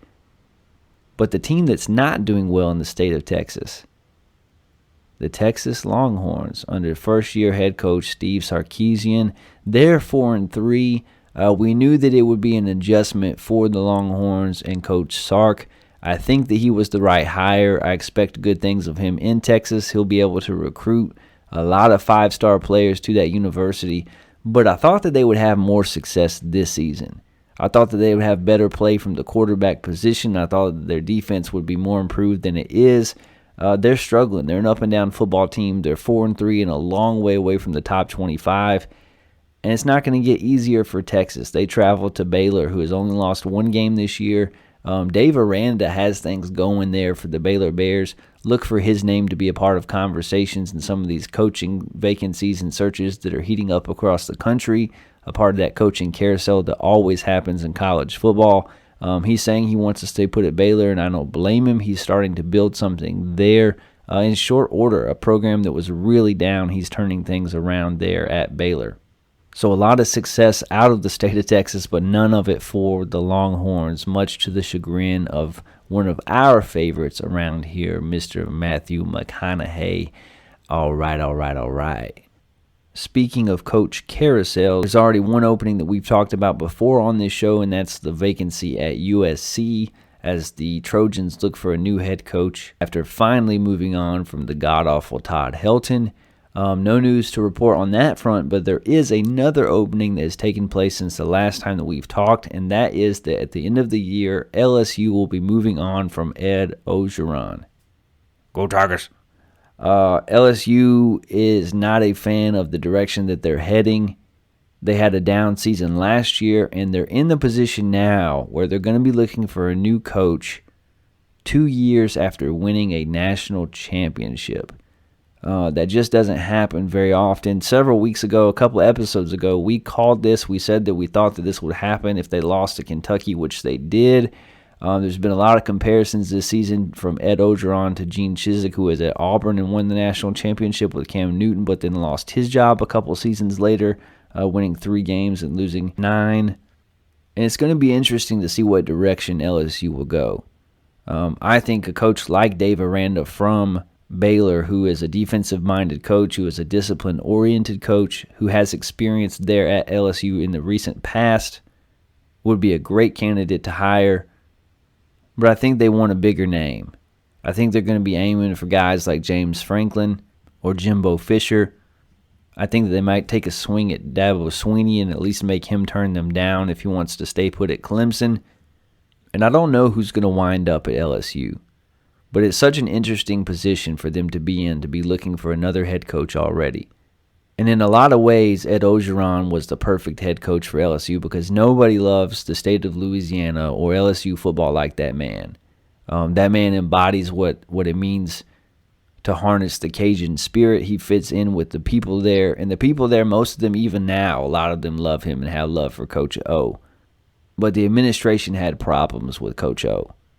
Coach O was a little too big for his britches. He did and said some things that he shouldn't have done and said. There's a lot of off-field problems there at LSU, and really it comes down to the fact that their program has lost its discipline. They won a national championship, but since then they have been unbuttoned in all the ways that they shouldn't be, in all the ways that they should be buttoned up, they have not been. And because of that, Coach O will be leaving with $17 million in hand and a championship ring, but will no longer have his dream job at LSU, and we'll see who they hire. This week coming into the Georgia-Florida game, I'm hearing a lot of Florida fans start to mumble about their head coach, Dan Mullen, saying that he's not getting the job done on the recruiting trail, disappointed in their 4-3 season so far, in the way that they're losing games, losing to Kentucky, losing a close one to Alabama, not expecting to be competitive against Georgia this weekend, having poor play at the quarterback position. And to Florida fans, I just want to say be careful what you wish for. Be careful what you wish for. Because there's not a lot of coaches that you can get on the market right now that you could bring in next year who are better than Dan Mullen. Dan Mullen is a good football coach.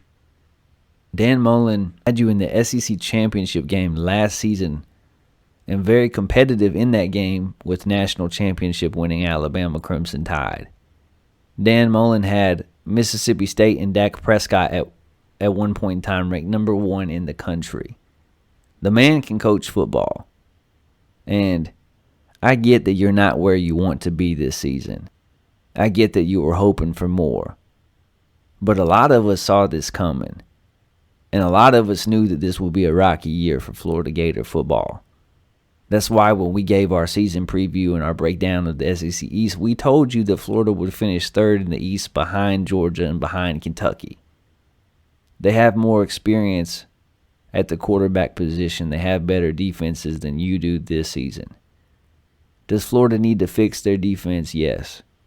Does Florida need consistent quarterback play? Yes. But do they need a new head coach? Nah.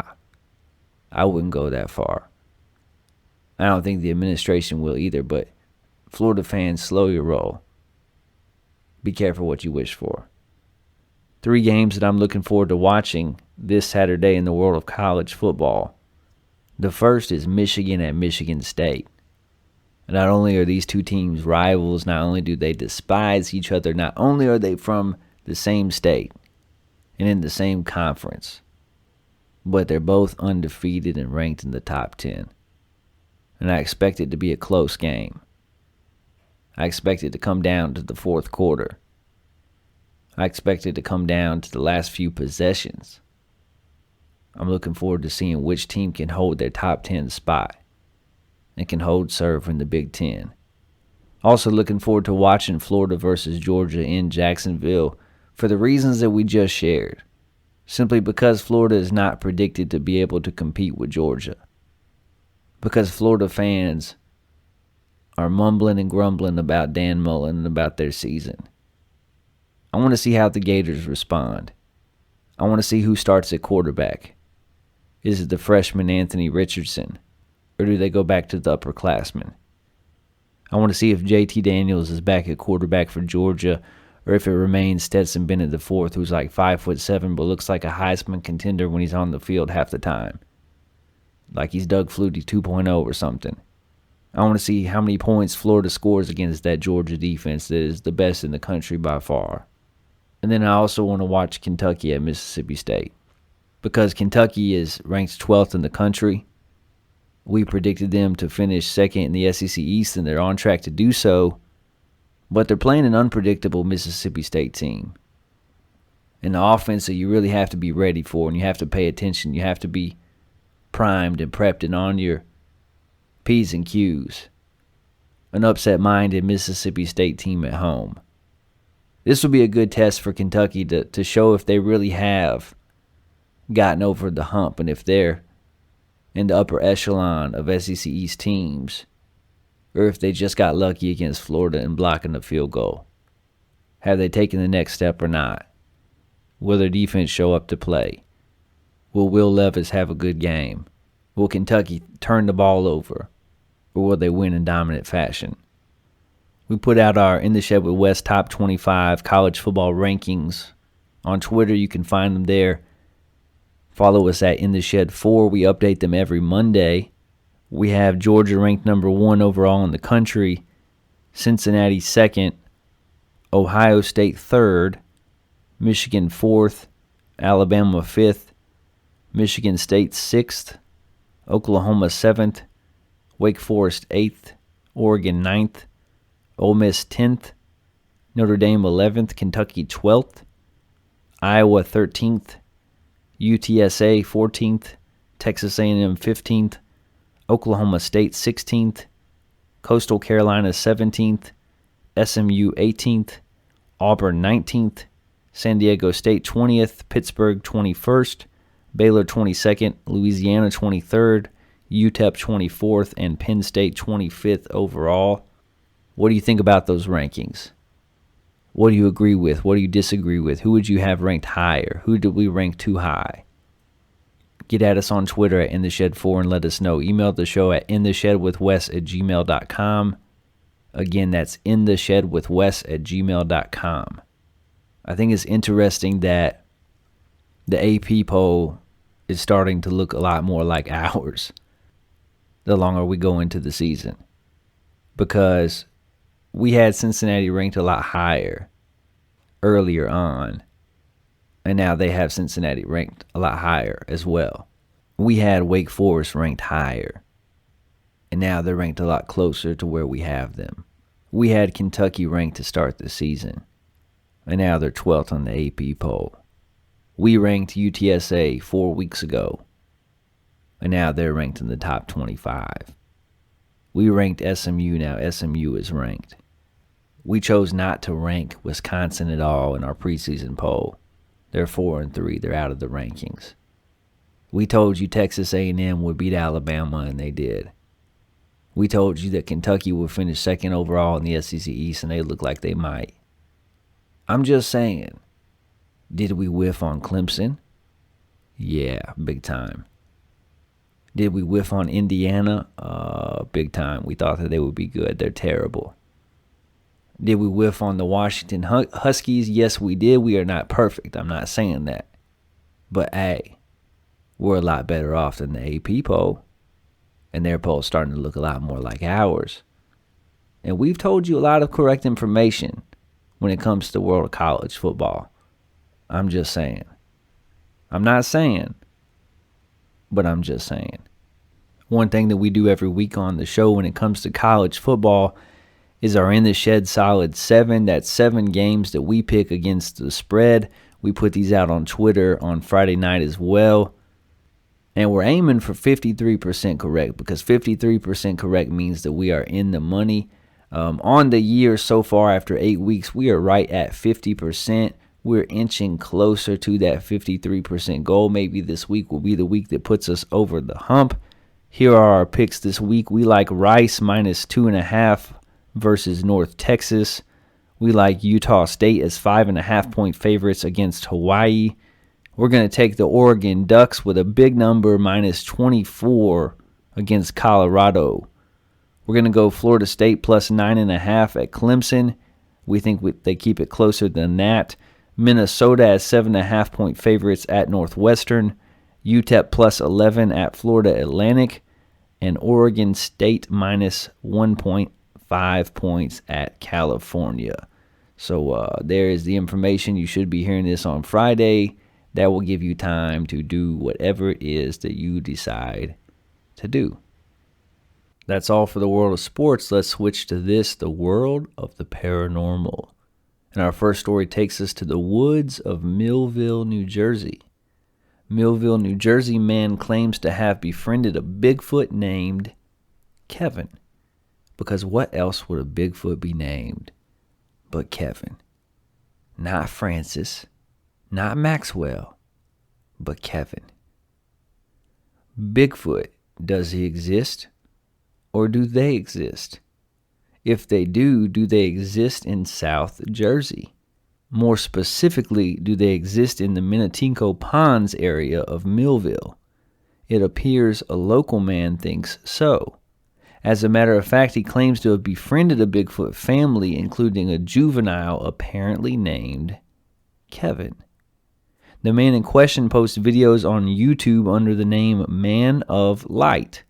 This year he's posted more than 70 Bigfoot and Millville related videos.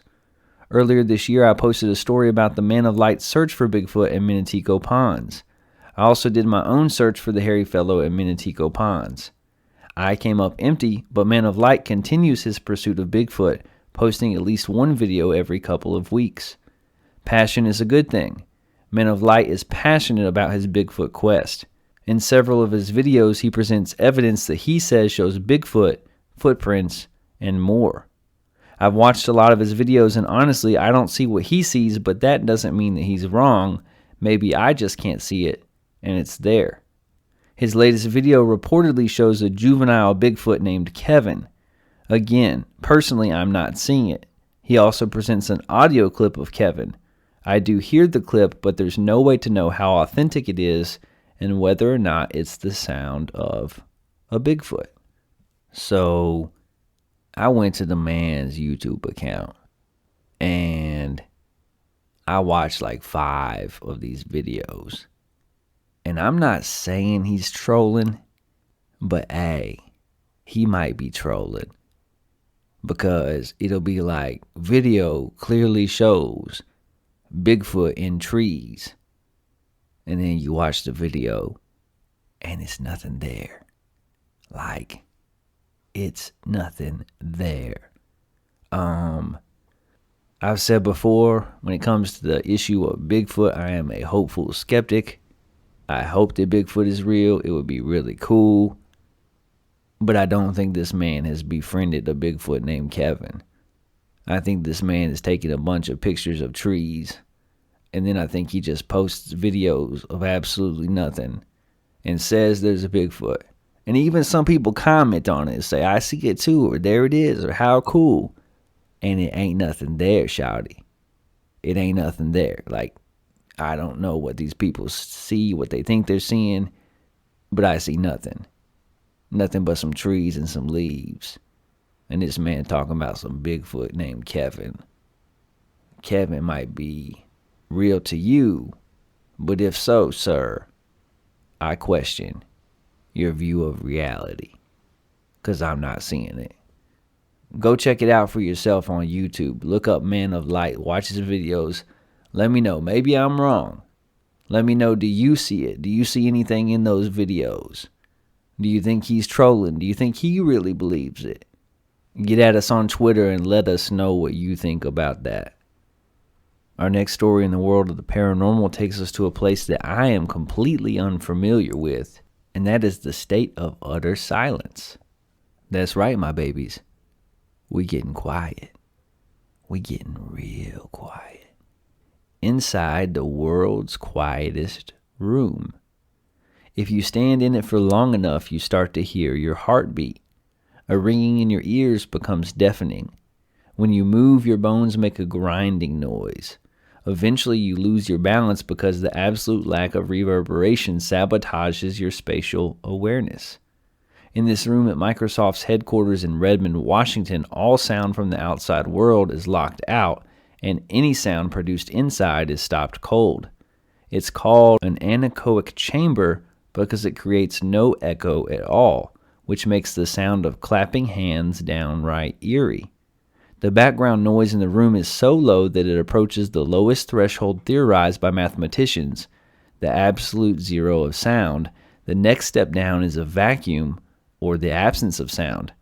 This is the world's quietest place. The room offers a very rare sensorial experience. As soon as one enters the room, one immediately feels a strange and unique sensation which is hard to describe, wrote Handraj Gopal, a speech and hearing scientist and the principal designer of the anechoic chamber at Microsoft in an email. Most people find the absence of sound deafening, feel a sense of fullness in the ears or some ringing. Very faint sounds become clearly audible because the ambient noise is exceptionally low. When you turn your head, you can hear that motion. You can hear yourself breathing, and it sounds somewhat loud, he said. In the real world, Gopal explained, our ears are constantly subjected to some level of sound, so there's always some air pressure on the eardrums. But upon entering the anechoic chamber, this constant air pressure is gone, since there are no sound reflections from the surrounding walls. This is a novel experience, he wrote. To achieve extreme silence, the room is designed with an onion-like structure that isolates it from the rest of the building and the outside world. It's made of 6 layers of concrete and steel and is somewhat disconnected from the surrounding building because it sits atop an array of vibration-dampening springs. Inside, fiberglass wedges are mounted on the floor, the ceiling, and the walls to break up sound waves before they have a chance to bounce back into the room. The floor itself is simply a grid of sound-absorbing suspended cables. The design, planning, and construction took a little over 1.5 years, confirmed Gopal.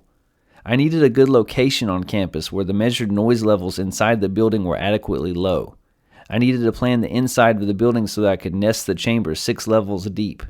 We had to build a special 12-inch concrete wall encasing the chamber to block out further ambient sound.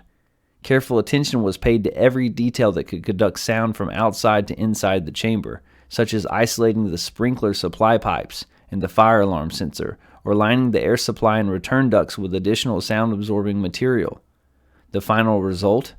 The noise level measures inside at negative 20 dBA. This means that the ambient noise in the chamber is 20 dB below the threshold of human hearing. By comparison, one of the quietest sounds that can be heard in a quiet room, calm breathing, clocks in at 10 dB. Microsoft's chamber is currently registered in the Guinness World Records as the world's quietest place, a title it claimed in 2015 at the expense of a similar chamber at Orfield Labs in Minneapolis. But unlike Microsoft's, that chamber is open to the public, which has turned it into a small tourist attraction. We get thousands of requests. Members of the public visit from around the world almost every week, and they're just about always excited by the experience. There's no skeptical reaction, as this is simply a bodily experience and there's nothing to learn or believe, wrote Steve Orfield, who constructed his own lab and anechoic chamber in a building that was once home to Studio 80, a renowned recording studio where Bob Dylan, Prince, and Cat Stevens have recorded songs. According to Orfield, the experience is somewhat influenced by the place where one was immediately before entering the chamber, because coming from a loud environment will make it harder to fully perceive the quietness. The quality of one's hearing also counts. The older you are, the harder it is to adapt and fully appreciate the quietness. He also recommends turning off the lights. Most of the experience of sensory deprivation includes turning off all lighting so that you're in an aural and visual quiet with no sensory noise. Under this circumstance, walking around the interior wall makes most people lose their balance after a short while. Orfield, who has done research on the impact of noise in people with degenerative diseases such as dementia, also noted that visitors who suffer from autism, ADHD, and other disabilities of anxiety and hypersensitivity tend to find the chamber calming and peaceful. Anechoic chambers are generally used to test noises and sounds coming from a variety of products with a high degree of scientific reliability. Microsoft uses it for audio equipment such as microphones, receivers, headphones, and speakers, or to analyze clicks and hums from computing devices like keyboards, mice, fans, and backlit modules on touch panels and displays. Among the products that have benefited from the chamber are the Surface lines of tablets, the Xbox gaming console, and the HoloLens VR goggles, but also software where the audio component is dominant, like Skype and the Cortana virtual assistant. Since the chamber at Orfield Labs is the only accredited one in an independent lab in the United States, it attracts an even wider range of businesses and products. Medical defibrillators, sleep apnea machines, hearing aids, heart valves, appliances, automotive parts, computers, and hard drives. Despite rumors to the contrary, there is no world record for time spent in the chamber consecutively by a person, and such challenges are not encouraged, although according to Orfield, he receives many requests from people who want to beat the record. I've spent about 45 minutes in the chamber, and since I have a mechanical heart valve, I can always hear it clearly, wrote Orfield. The longest continuous time anyone has spent inside the chamber is about 55 minutes, confirmed Gopal at Microsoft. I've noticed that there are several folks who can stay inside for 30 minutes or so, but others have asked to go out of the room even within the first few seconds. So I saw on Facebook a meme about the Orfield Lab in Minneapolis and how it was an absolutely terrifying experience for people to be in the world's quietest room, only to look it up and find out that no, it is not. And I gotta be honest, I was a little disappointed, but also I want to visit this room because I have 2 children who are 5 years old and under, and I don't get a lot of quiet. And I feel like all my parents out there hearing me describe this room and how it's an onion of silence are probably thinking, man, that sounds like bliss. That sounds like unadulterated joy. To have a time and be in a place where it is so quiet that I can hear my own heart beating. Like, hey, your boy will lay down and take a nap. I will not be bothered by becoming dizzy or by hearing my own breathing or my heartbeat. Your boy will be tired. Your boy will take a nap. I will lay down in the world's quietest room, and I will go to sleep, and I will be happy. Bring me a bucket of KFC chicken and leave me alone. That's called vacation, and I'm booking a flight to Minneapolis. Who's with me? From the world's quietest room, we go to the science for our next story. The science. Fact check. What does science have to say about ghosts? Is there room for the supernatural in science? Although there is no scientific proof for the existence of supernatural phenomena, you know what we have to do. I said, though there is no scientific proof for the existence of supernatural phenomena, phenomena, phenomena,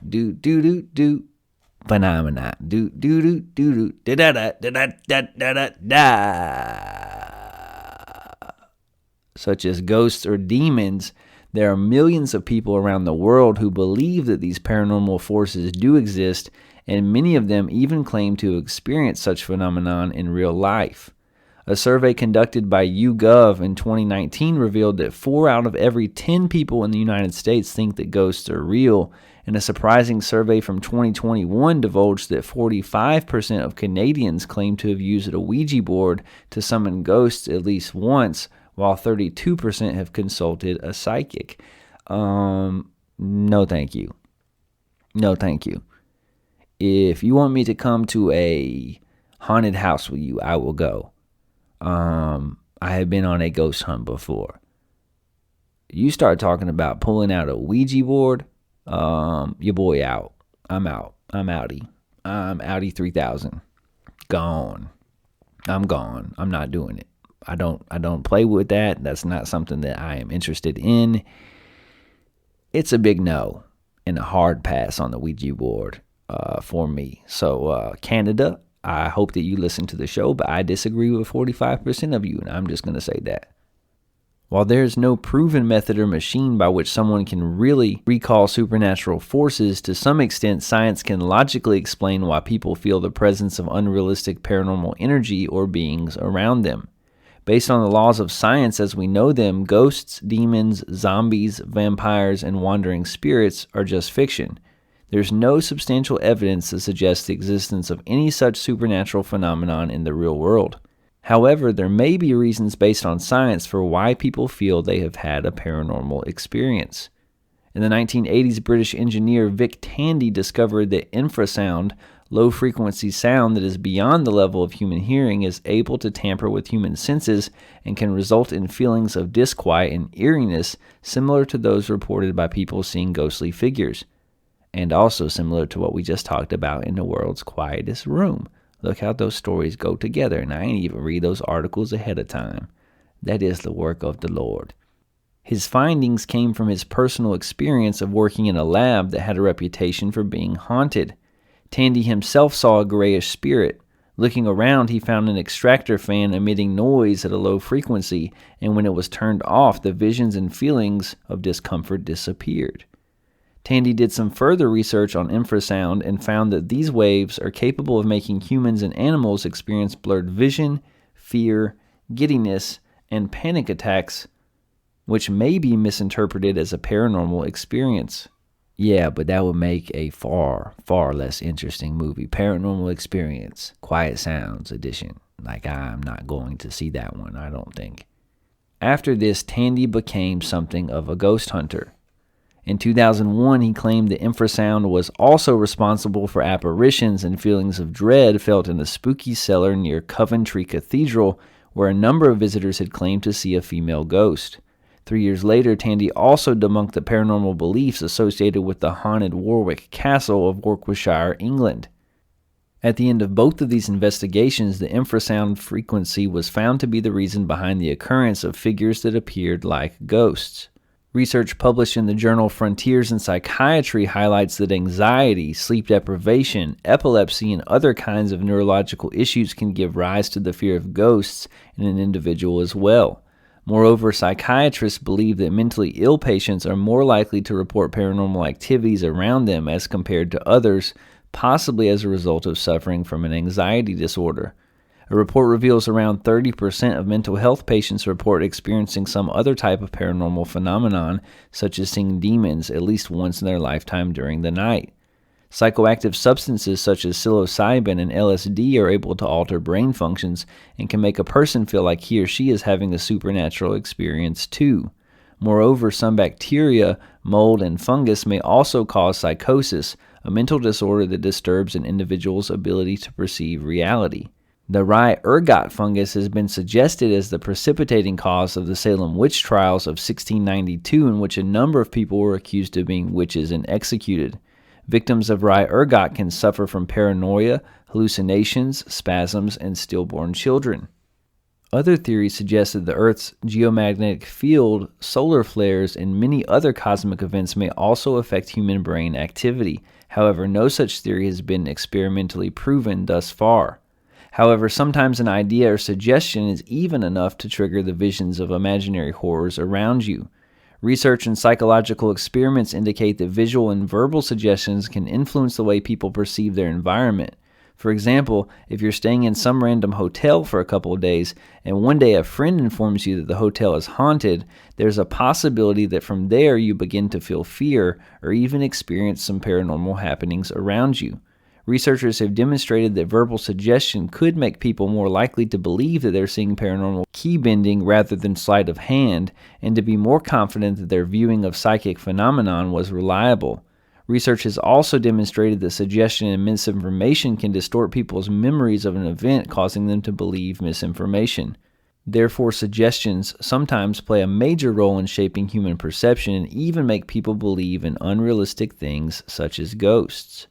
Canadian rock singer Celine Dion, during an interview in 2016, said that the heart will go on. No, I'm just kidding.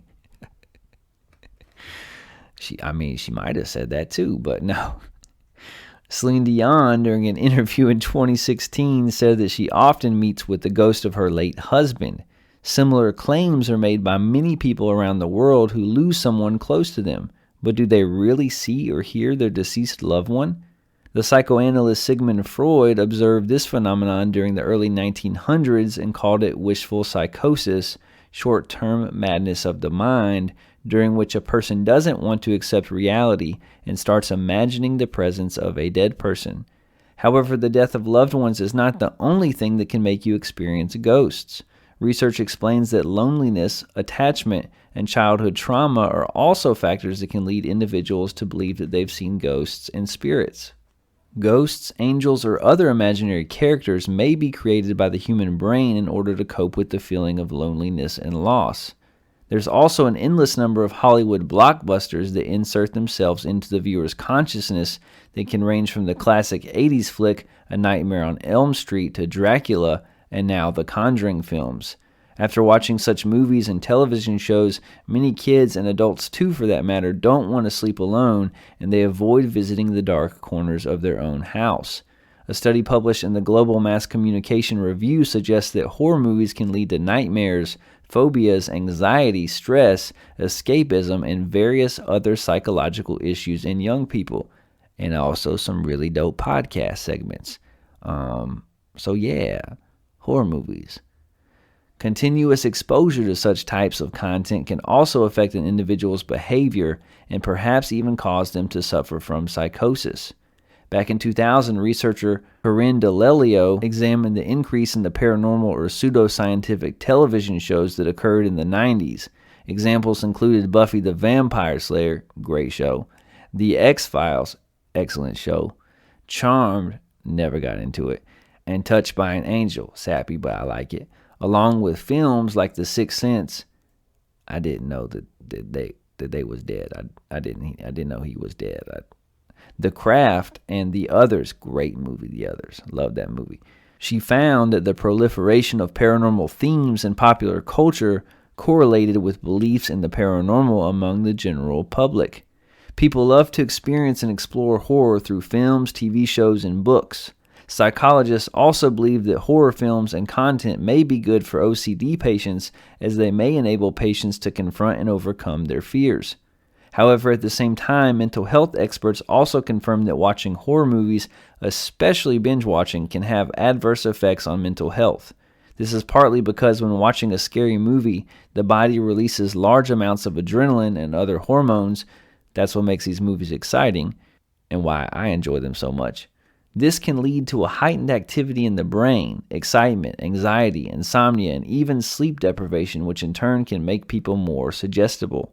So far, all these studies and research work indicate that according to science, the only place where ghosts, ghouls, and demons exist is simply in your head. Yeah.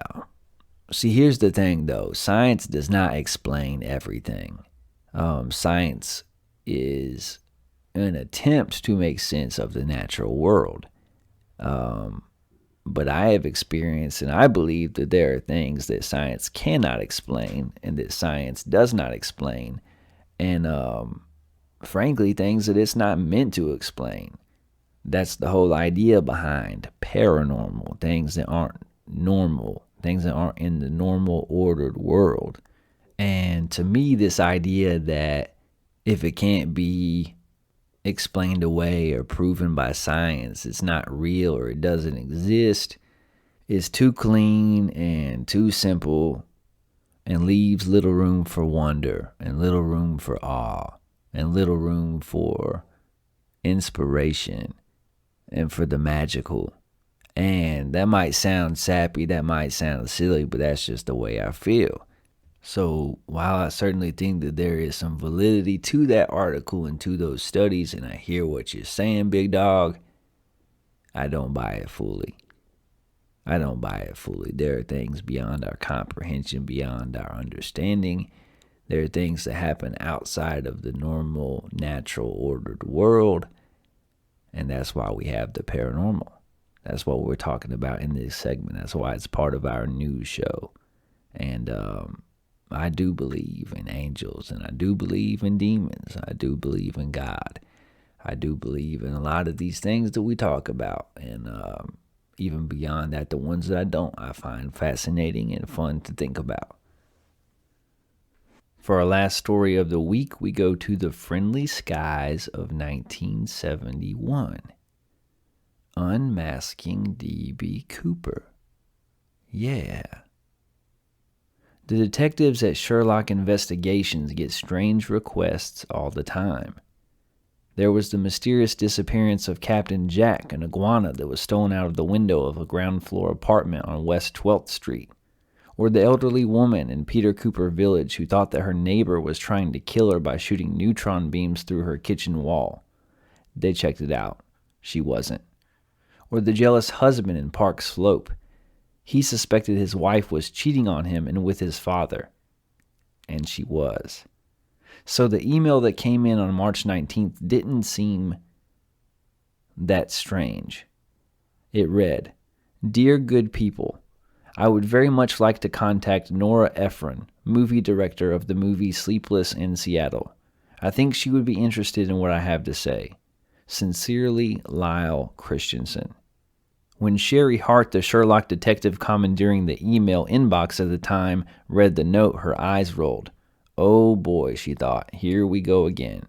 She typed back, "We would not be able to give you a famous person's address. If you want to write a letter to Miss Ephron, we would deliver it to her ourselves. The fee would be $495. Proceed? Proceed." When Lyle Christensen's money order and letter came in the mail a few days later, Hart passed them on to the agency's owner, Skip Porteous. With wavy hair, baggy eyes, and sandals on his feet, Porteous looks more like aging hippie than hard-boiled gumshoe. He breaks in the afternoon for a non-tough guy ritual, meditation. Porteous was once a preacher but became disenchanted with religion, and in the course of writing a book called Jesus Doesn't Live Here Anymore, discovered that he was good at digging around. Porteous looked at the envelope. He studied the return address, Morris, Minnesota. He looked at a map. The town was 2 hours from Fargo, North Dakota, population 5,200. He opened the letter, and after peering inside for powders, he read it. It barely made sense. It was a rambling confession of finding the answer to a famous unsolved caper that would make a great movie, and only one Ephron could direct because she had heart. She could call the movie Bashful in Seattle because the main character in the caper lived near Seattle. Skip thought, strange? Yes. Dangerous? No. So he hailed a cab, he rode over to Ephron's building on East 79th Street, and he left the letter with her doorman. Ephron got the letter. She opened it and looked at it and put it down on the kitchen counter. It stayed there for some time. Then it disappeared. "I don't know what happened to it," she says. And Morris Christensen was waiting. He's 77 years old, retired from the post office, and now works as an inventor and holds a few patents. Every day he'd walk out to his mailbox, hoping for a reply from Ephron. Nothing came. He sent Sherlock another letter, which Porteous had delivered. Weeks passed. No word. Did she know that he was paying all this money to reach her? Finally, Christensen wrote to Sherlock. "As you know, I've been trying to contact Nora Ephron, but for some reason she does not answer my letters. Now I would like you to help me. I'm sitting on the answer to a many decades-long mystery which has never been solved. No one was killed or injured in the caper, but could easily have been. I hope you will think about this and let me know." Porteous was curious. He began to probe with emails. Christensen would often type back late at night. He said he did so that his wife wouldn't discover his secret relationship with D.B. Cooper. "Yes, I knew the culprit personally," Lyle wrote one day. "He was my brother." The case of D.B. Cooper is one of the most famous crimes in American history. It is also the only skyjacking in the world that has gone unsolved. Over the past 3 decades, the FBI has investigated nearly 1,000 suspects. They might as well be looking for Sasquatch. And not the Sasquatch named Kevin. D.B. Cooper is folklore now. He's inspired books, movies, safety regulations for airplanes, and treasure hunts. A bar celebrates the anniversary of his heist with a D.B. Cooper look-alike contest. Poems have been inked, songs too, like Chuck Brodsky's The Ballad of D.B. Cooper. It goes like this. It was Thanksgiving Eve back in 1971. He had on a pair of sunglasses. There wasn't any sun. He used the name Dan Cooper when he paid for the flight that was going to Seattle on that cold, nasty night. That night changed aviation history forever. It started in Portland, Oregon, when a man walked up to the flight counter of Northwest Orient Airlines. He was wearing a dark raincoat, dark suit with skinny black tie, and carrying an attache case. He had perky ears, thin lips, a wide forehead, receding hair. He gave his name, Dan Cooper, and asked for a one-way ticket to Seattle, Flight 305. The ride was a 30-minute puddle jump. He sat in the last row of the plane, 18C. He lit a cigarette and ordered a bourbon and soda. The plane took off, and he passed the stewardess a note. Florence Schaffner was 23, cute, perky, the sexy stewardess. Working on planes, she'd been approached by so many men that she'd taken to wearing a wig on board to disguise herself. She dropped the man's note in her purse thinking, just another guy hitting on me. But the man was insistent. Miss, you'd better look at that note. I have a bomb. She looked at the man's eyes. She saw that he was serious. She read the note. It was printed in felt pen, all capital letters, elegantly formed. I have a bomb in my briefcase. I want you to sit beside me, it read. She did as he requested, then asked to see the bomb. She saw a tangle of wires, a battery, and 6 red sticks. Then he dictated some instructions. I want $200,000 by 5 p.m. in cash. Put it in a knapsack. I want 2 back parachutes and 2 front parachutes. When we land, I want a fuel truck ready to refuel. No funny stuff or I'll do the job. He let her get up and take them to the captain. When she got back, the man was wearing dark sunglasses. Schaffner's mind was reeling. She imagined her parents back in Arkansas watching the evening news. She imagined the plane exploding. She took deep breaths. Inhale, exhale, repeat. Surprisingly, the man was able to calm her down. He was not a so-called sky pirate, which she'd read about in the papers, or a hardened criminal. He was not a political dissident with a wish to reroute the plane to Cuba like many of the hijackers until then. He was polite, well-spoken, a gentleman. At one point, he offered to pay for his drinks with a $20 bill and insisted the stewardess keep the rest, $18, as change. He also seemed like a local, glancing out the window and saying, "Looks like Tacoma down there." The plane landed on the SeaTac tarmac, greased up by the squalls of a rainstorm. It was late, 2 hours late, because FBI agents needed time to collect Cooper's ransom and to station their sharpshooters. Inside the cabin, Cooper ordered all passengers to be released. The airline staff then carried his ransom, $200,000 in $20 bills, the bundle weighing 21 pounds, and parachutes onto the plane as it refueled. The gentleman hijacker was getting anxious. It shouldn't take this long, he said, and told the captain to get the plane back in the air. Where to? Mexico City, he said, and delivered more specific flight instructions. Keep the plane under 10,000 feet with wing flaps at 15 degrees, which would put the plane's speed under 200 knots. He strapped the loads of cash to himself and slipped on 2 chutes, one in front, one in the back, and moved deeper into the vessel toward the aft stairs, which were used to let passengers disembark from the rear of the plane. The 727 was the only model equipped with such stairs. He lowered them. The seal of the cabin broke, and there was engine noise in his ears in the cold, black, wet, windy night outside. He climbed down the stairs and hovered on a plank over southwest Washington. The plane was too high to see anything below. The cloud ceiling that night was 5,000 feet, and some of the most rugged terrain in the country was beneath it. Forests of pine and hemlock and spruce, canyons with cougars and bears, and lakes and whitewater rapids, all spilling out into the Pacific. And then, as the ballad goes, out a little service doorway in the rear of the plane, Cooper jumped into the darkness, into the freezing rain. They say that with the wind chill, it was 69 below. Not much chance that he'd survive. But if he did, where did he go? They did look for him. The feds scoured the forest the next day and for days after in a dense fog, praying for a parachute tear, a $20 bill, a body. One team of treasure hunters chartered a submarine and descended hundreds of feet into a lake. In Washington, D.C., at the headquarters of J. Edgar Hoover's FBI, agents coordinated a profiling campaign. The name they soon found was a fake. But Dan Cooper had already been immortalized as D.B. Cooper.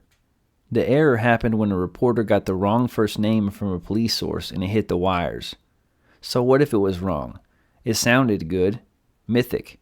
It made it seem like Cooper's jump meant something, and it did. You know, it's funny, said one local resident at the time.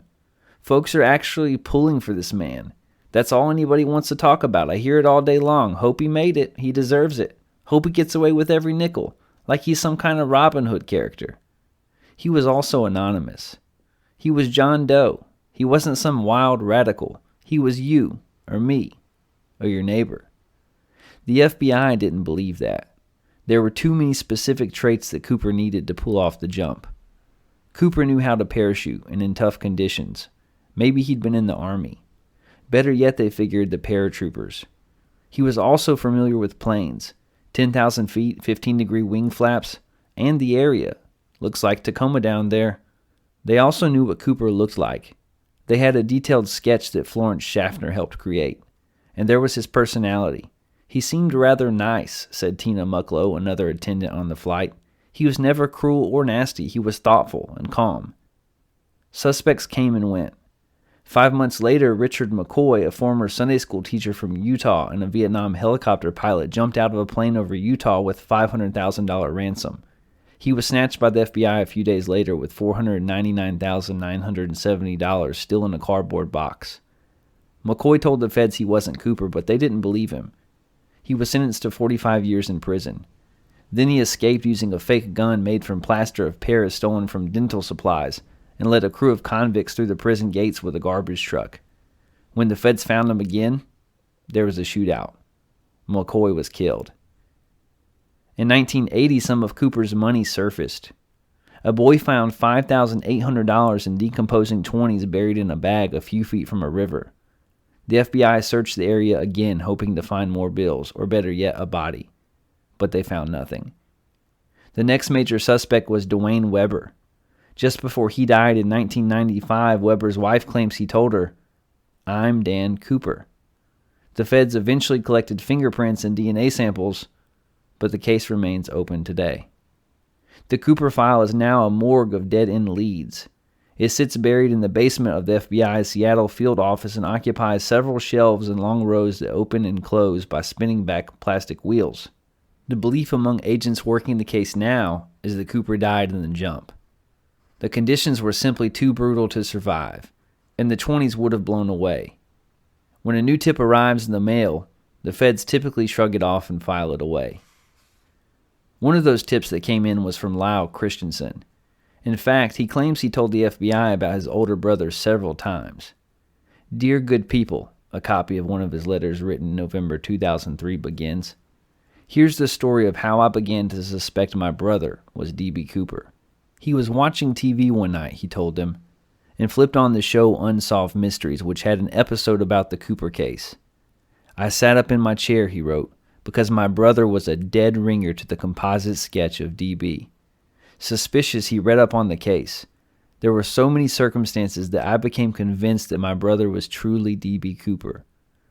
I'm not getting any younger," Christensen wrote to the FBI again, and for the final time in January 2004. "Before I die, I would like to find out if my brother was D.B. Cooper. From what I know, I feel that he was, and without a doubt. A relative of D.B. Cooper?" Skip Porteous couldn't believe what 3 decades of federal agents and Nora Ephron had missed. This would be the biggest case of his career. He could barely contain himself as he typed back to Christensen. This is potentially a very hot story.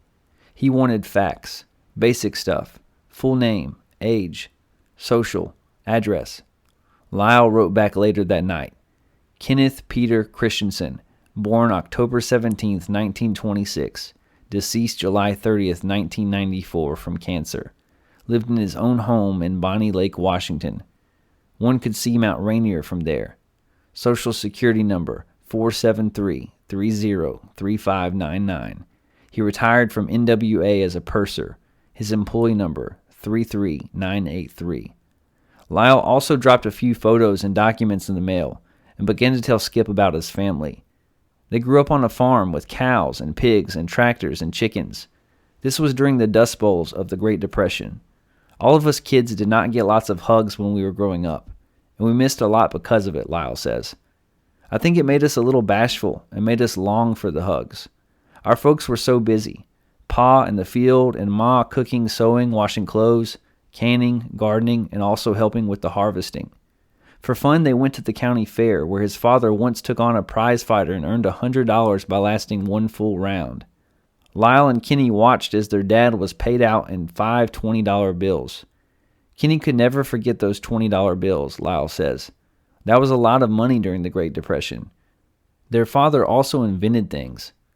One was a contraption that was supposed to work as a perpetual motion machine, Lyle remembers. It was made from wood and ran on marbles. Growing up, Lyle was different from Kenny. Lyle was into contact sports and girls. Kenny was into classy things, Lyle says. Kenny was so precise in his drawings that he composed illustrations for the yearbook staff. He played cornet in the band and sang in the men's chorus. He danced tap and acted in several school plays. And in sports, Kenny set school records for the half mile. In high school, he was at the top of his class and had his pick of 12 private colleges. But the war was on. It was 1944, and Kenny enlisted. He thought of the Air Force but decided on the Army and chose an elite, dangerous, and thus better-paying specialty, the paratroopers. Kenny was always looking for ways to make a buck, Lyle said. Training was brutal. By the time Kenny had strapped on all his gear, which could include parachute and reserve chute, helmet, canteen, cartridge belt, compass, gloves, flares, message book, hand grenades, machete, M1 Grand rifle, 45 caliber Colt radio batteries, wire cutters, rations, shaving kit, instant coffee, bouillon cubes, candy. The entire bundle weighed as much as 90 pounds. The paratroopers donned such heavy gear they had to survive behind enemy lines for weeks that they couldn't walk onto the transport planes on their own. They had to be pushed on. Jumps were also menacing. The quality of the parachutes was primitive. You could not steer them out of the way of power lines or trees. You hit the ground hard on your boots, buckling your ankles and knees, and in some cases breaking them. Kenny trained with the 11th Airborne Division, the Angels, which had been sent to the Pacific, but he never saw combat. When he was finally deployed on August 16, 1945, his discharge papers show the war was over. He ended up in Japan joining the initial occupation forces. He ran the mailroom and made jumps on the side for extra money. Dear folks, Kenny wrote home in one letter dated August 4, 1946 from Sendai. I went to church this morning. I went last Sunday also. I had more reasons to go last Sunday, as after 10 months of hibernation, I once again donned a chute in reserve and entered a C-46. I cringed a good deal, but I managed once again to pitch myself into the blast. That jump was worth $150. The nicest thing about the whole affair was that I never had time to worry about it. Don't get the idea that I didn't get that certain stomachless feeling, because I did. After that jump, he vacationed in Namazu, a fishing village south of Tokyo. I spent most of my time up on the roof during the days. Nights, I usually lounged in a beach chair down by the water's edge, he wrote. They had a group of Hawaiian guitar players down there. With the music, the breeze off the ocean, and the waves crashing the shore, I felt like a millionaire enjoying his millions. There's something you ought to know, but I cannot tell you, Kenny Christensen told his brother on his deathbed. Porcius couldn't believe it. The profile that was coming into focus was remarkably exact. The paratroopers? That's exactly the kind of jumper the feds were looking for. Not an expert who knew fancy equipment, a gutsy amateur who only specified front chutes and back chutes. He wanted to know more about Kenny. This is fascinating stuff, he wrote Lyle, who then told him about all the odd and dangerous jobs Kenny did for extra pay. After college, Lyle said, his brother went back to the Pacific, this time to Bikini Atoll in the Marshall Islands. The government was testing nuclear bombs there. Kenny worked as a telephone operator. It was lonely, though. He liked being alone, and it was always beach weather on Bikini. Kenny loved the beach, Lyle said. Even back home, he saved to spend on travel. In college, he took jobs selling magazine subscriptions on the road. He traveled once and with a carnival selling tickets. Then he'd leave for warmer climates: Jamaica, Laguna Beach, LA, Mexico City. Then Kenny learned of a job working for the airlines. Northwest Airlines, based in Minneapolis. They were looking to hire technicians to work on their planes in Shima, an island in the Aleutians. He started as a mechanic and was rehired in 1956 as a flight attendant. He relocated to Southwest Washington and was promoted to purser.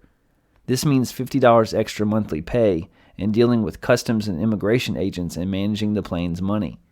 According to property records, Kenny was able to purchase a house and some land. In October 1972, about a year after Cooper's jump, Kenny paid $14,000 for a modest ranch in Bonnie Lake, a small mountain town in the Cascades. A year later, a deed shows he paid $1,500 for a parcel of land. He was almost invisible, says Harry Honda, a Northwest purser who worked with Kenny. If you asked someone on his plane who was the purser on that flight, they couldn't tell you. That's how quiet this guy was. If they had a layover, Kenny would not go out with the staff. He was non-communicative, says Mary Patricia Laffey Inman, a Northwest purser. He kept to himself. He was a plaid shirt guy, says Lyle Gehring, another Northwest purser who worked alongside Kenny for years. You ask people and say, Ken Christensen, and they say, who? At home, he always wore the same clothes. Denim overalls and a blue-striped railroad cap. He looked like a farmer, you know, says Rose Edmondson, a former Northwest flight attendant who lives in Bonnie Lake. That would probably be the last person in the world I would think could be D.B. Cooper. Driving around town, she'd sometimes see him with younger men in front of his house, scrubbing down a car with soap or working under the hood. The rumors she had heard about him were true. He was taking in troubled kids and runaways. One she heard he found sleeping in the town laundromat. Another kid was Kenneth McWilliams, or Mac, who lived with Kenny off and on for 20 years. He was an amusing character, McWilliams says now of Kenny. He describes life in the house as odd. There were always other men around, men from the Army whom Kenny knew and had relationships with. It was uncomfortable to me because I'm not like that, but not everyone lived in that house at night, McWilliams says. Living there as a teenager was also liberating. When Kenny came back from Japan or Germany, there was always gifts, expensive food, big bottles of aged sake, ceramic dolls. Kenny never held back financially. They always ate out. Any restaurant, really, McWilliams says. He'd always call it my turn. He never accepted I pay for some of the things that we ate. Kenny also helped Mac and other young men who lived with him learn how to save. Once, as a teenager, McWilliams says, he wanted to buy a car. Kenny opened up a bank account for him and matched every dollar he earned. There was always a little bit of cash, maybe a little bit in his dresser, also in his wallet. He thinks it's possible Kenny was DB. As a steward, they made good money, but they didn't make that much money. Northwest salaries were notoriously meager. For pursers, the saying was $212 a month and all you can carry, and that meant stealing toilet paper from the airplane's bathrooms to supplement your paycheck. Female flight attendants were forced to adhere to strict intercompany mandates like weight checks. They also couldn't wear glasses or have their own rooms during layovers. Men could, all of which created an atmosphere of hostility toward Northwest. Workers would strike. Workers sued. Kenny was never vocal in his outrage toward Northwest. He'd always just sit in the back at a union meeting, or not go at all, says Gehring. Quietly, Kenny hated the strikes because it meant that he had to find quick work, like picking apples on a farm. He built up a little hatred for NWA for laying people off and forcing them to go on strike, according to Kenny's brother. I think he thought he could sock it to them by pulling off the hijacking.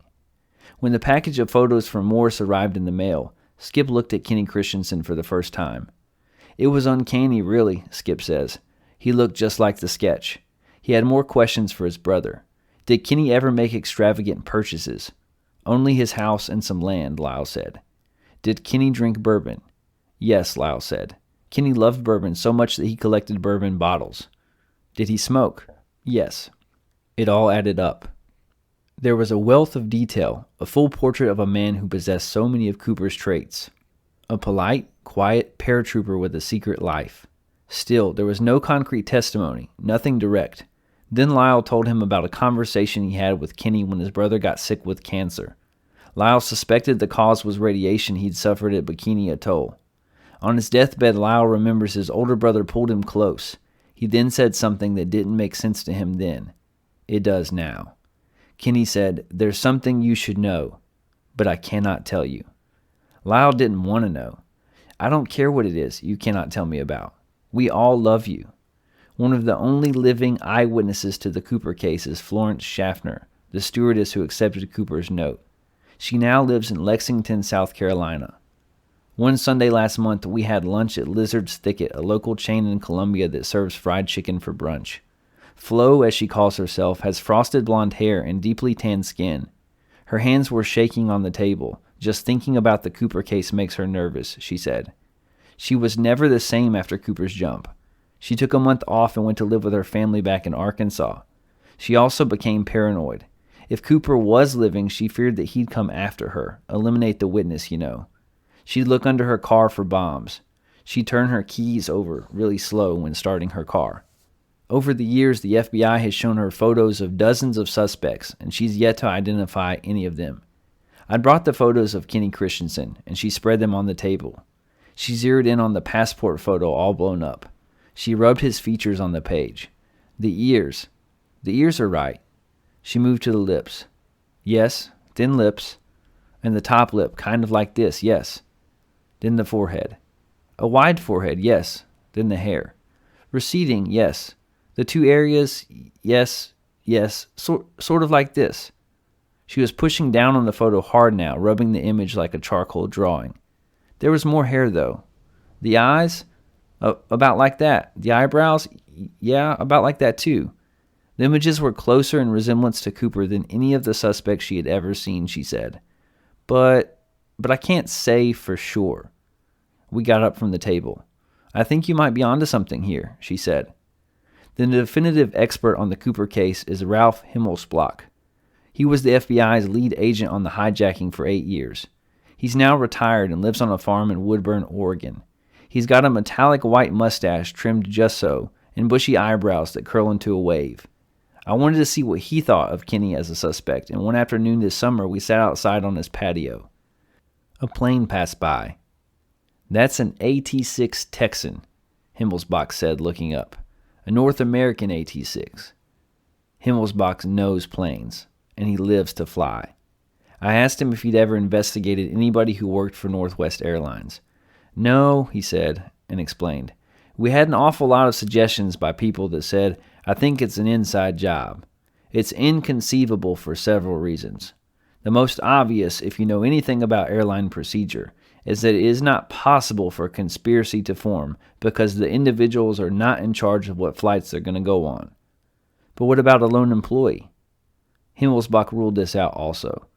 "If you were acquainted as I was with many of the people in the airline industry," he explained, "they are exceptional people.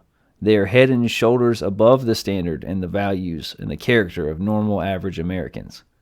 I pulled out photos of Kenny. He studied them slowly. "Not bad," he said, "except for the hair." I then showed him Kenny's discharge papers from the Army. He looked at Kenny's height, 5'8", his weight, 150 pounds, his eye color, hazel, then pushed the papers back. "Well, he's too short, not heavy enough, and he's got the wrong color eyes." I then told him about Kenny's history, his service in the paratroopers, and working for Northwest as a purser, a flight attendant, a mechanic, and living near SeaTac, and his quiet disposition. The old man lit up, like somebody had plugged him into the wall socket. "All of this makes him look like a good suspect to me," he said. "If I was still on duty, and if it were up to me, I'd say, this guy is a must investigate." My next stop was Bonnie Lake. I wanted to see Kenny's house out there. On the drive north from Portland, it became clear why so many agents believed that Cooper never survived the jump. The trees are hundreds of feet tall in the Cascades, a snow-capped collection of volcanoes and glaciers and miles of snowfields that never melt. Mount Rainier is the centerpiece, sitting high at over 14,000 feet, watching. Kenny's place is now a print shop on the main drag. I parked in the back and looked at Mount Rainier. It looked just as Lyle said, like it was across the street. The shop was closed. I peered through the dark windows. I tried to imagine Kenny in there in his purser's uniform getting home from another trip to Tokyo with the young runaways that he housed. I tried to imagine where the kitchen was. Lyle said he hung a poster there for inspiration. "There are 3 kinds of people," the poster read. those who make things happen, those who watch things happen, and those who wonder what happened. And I wondered myself, which one was Ken Christensen? So, was Ken Christensen the mysterious D.B. Cooper? The story of D.B. Cooper is one that I have always found incredibly fascinating. I think I've watched every documentary that's been made about it. I've read every article I can find about it, books about it. And I don't know. I don't know if I think that D.B. Cooper survived the jump. The FBI does not think that he survived the jump.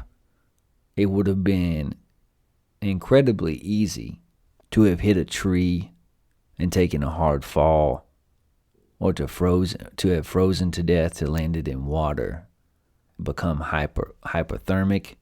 There's all kinds of things that could have gone wrong. But there's a big part of me that thinks maybe he survived.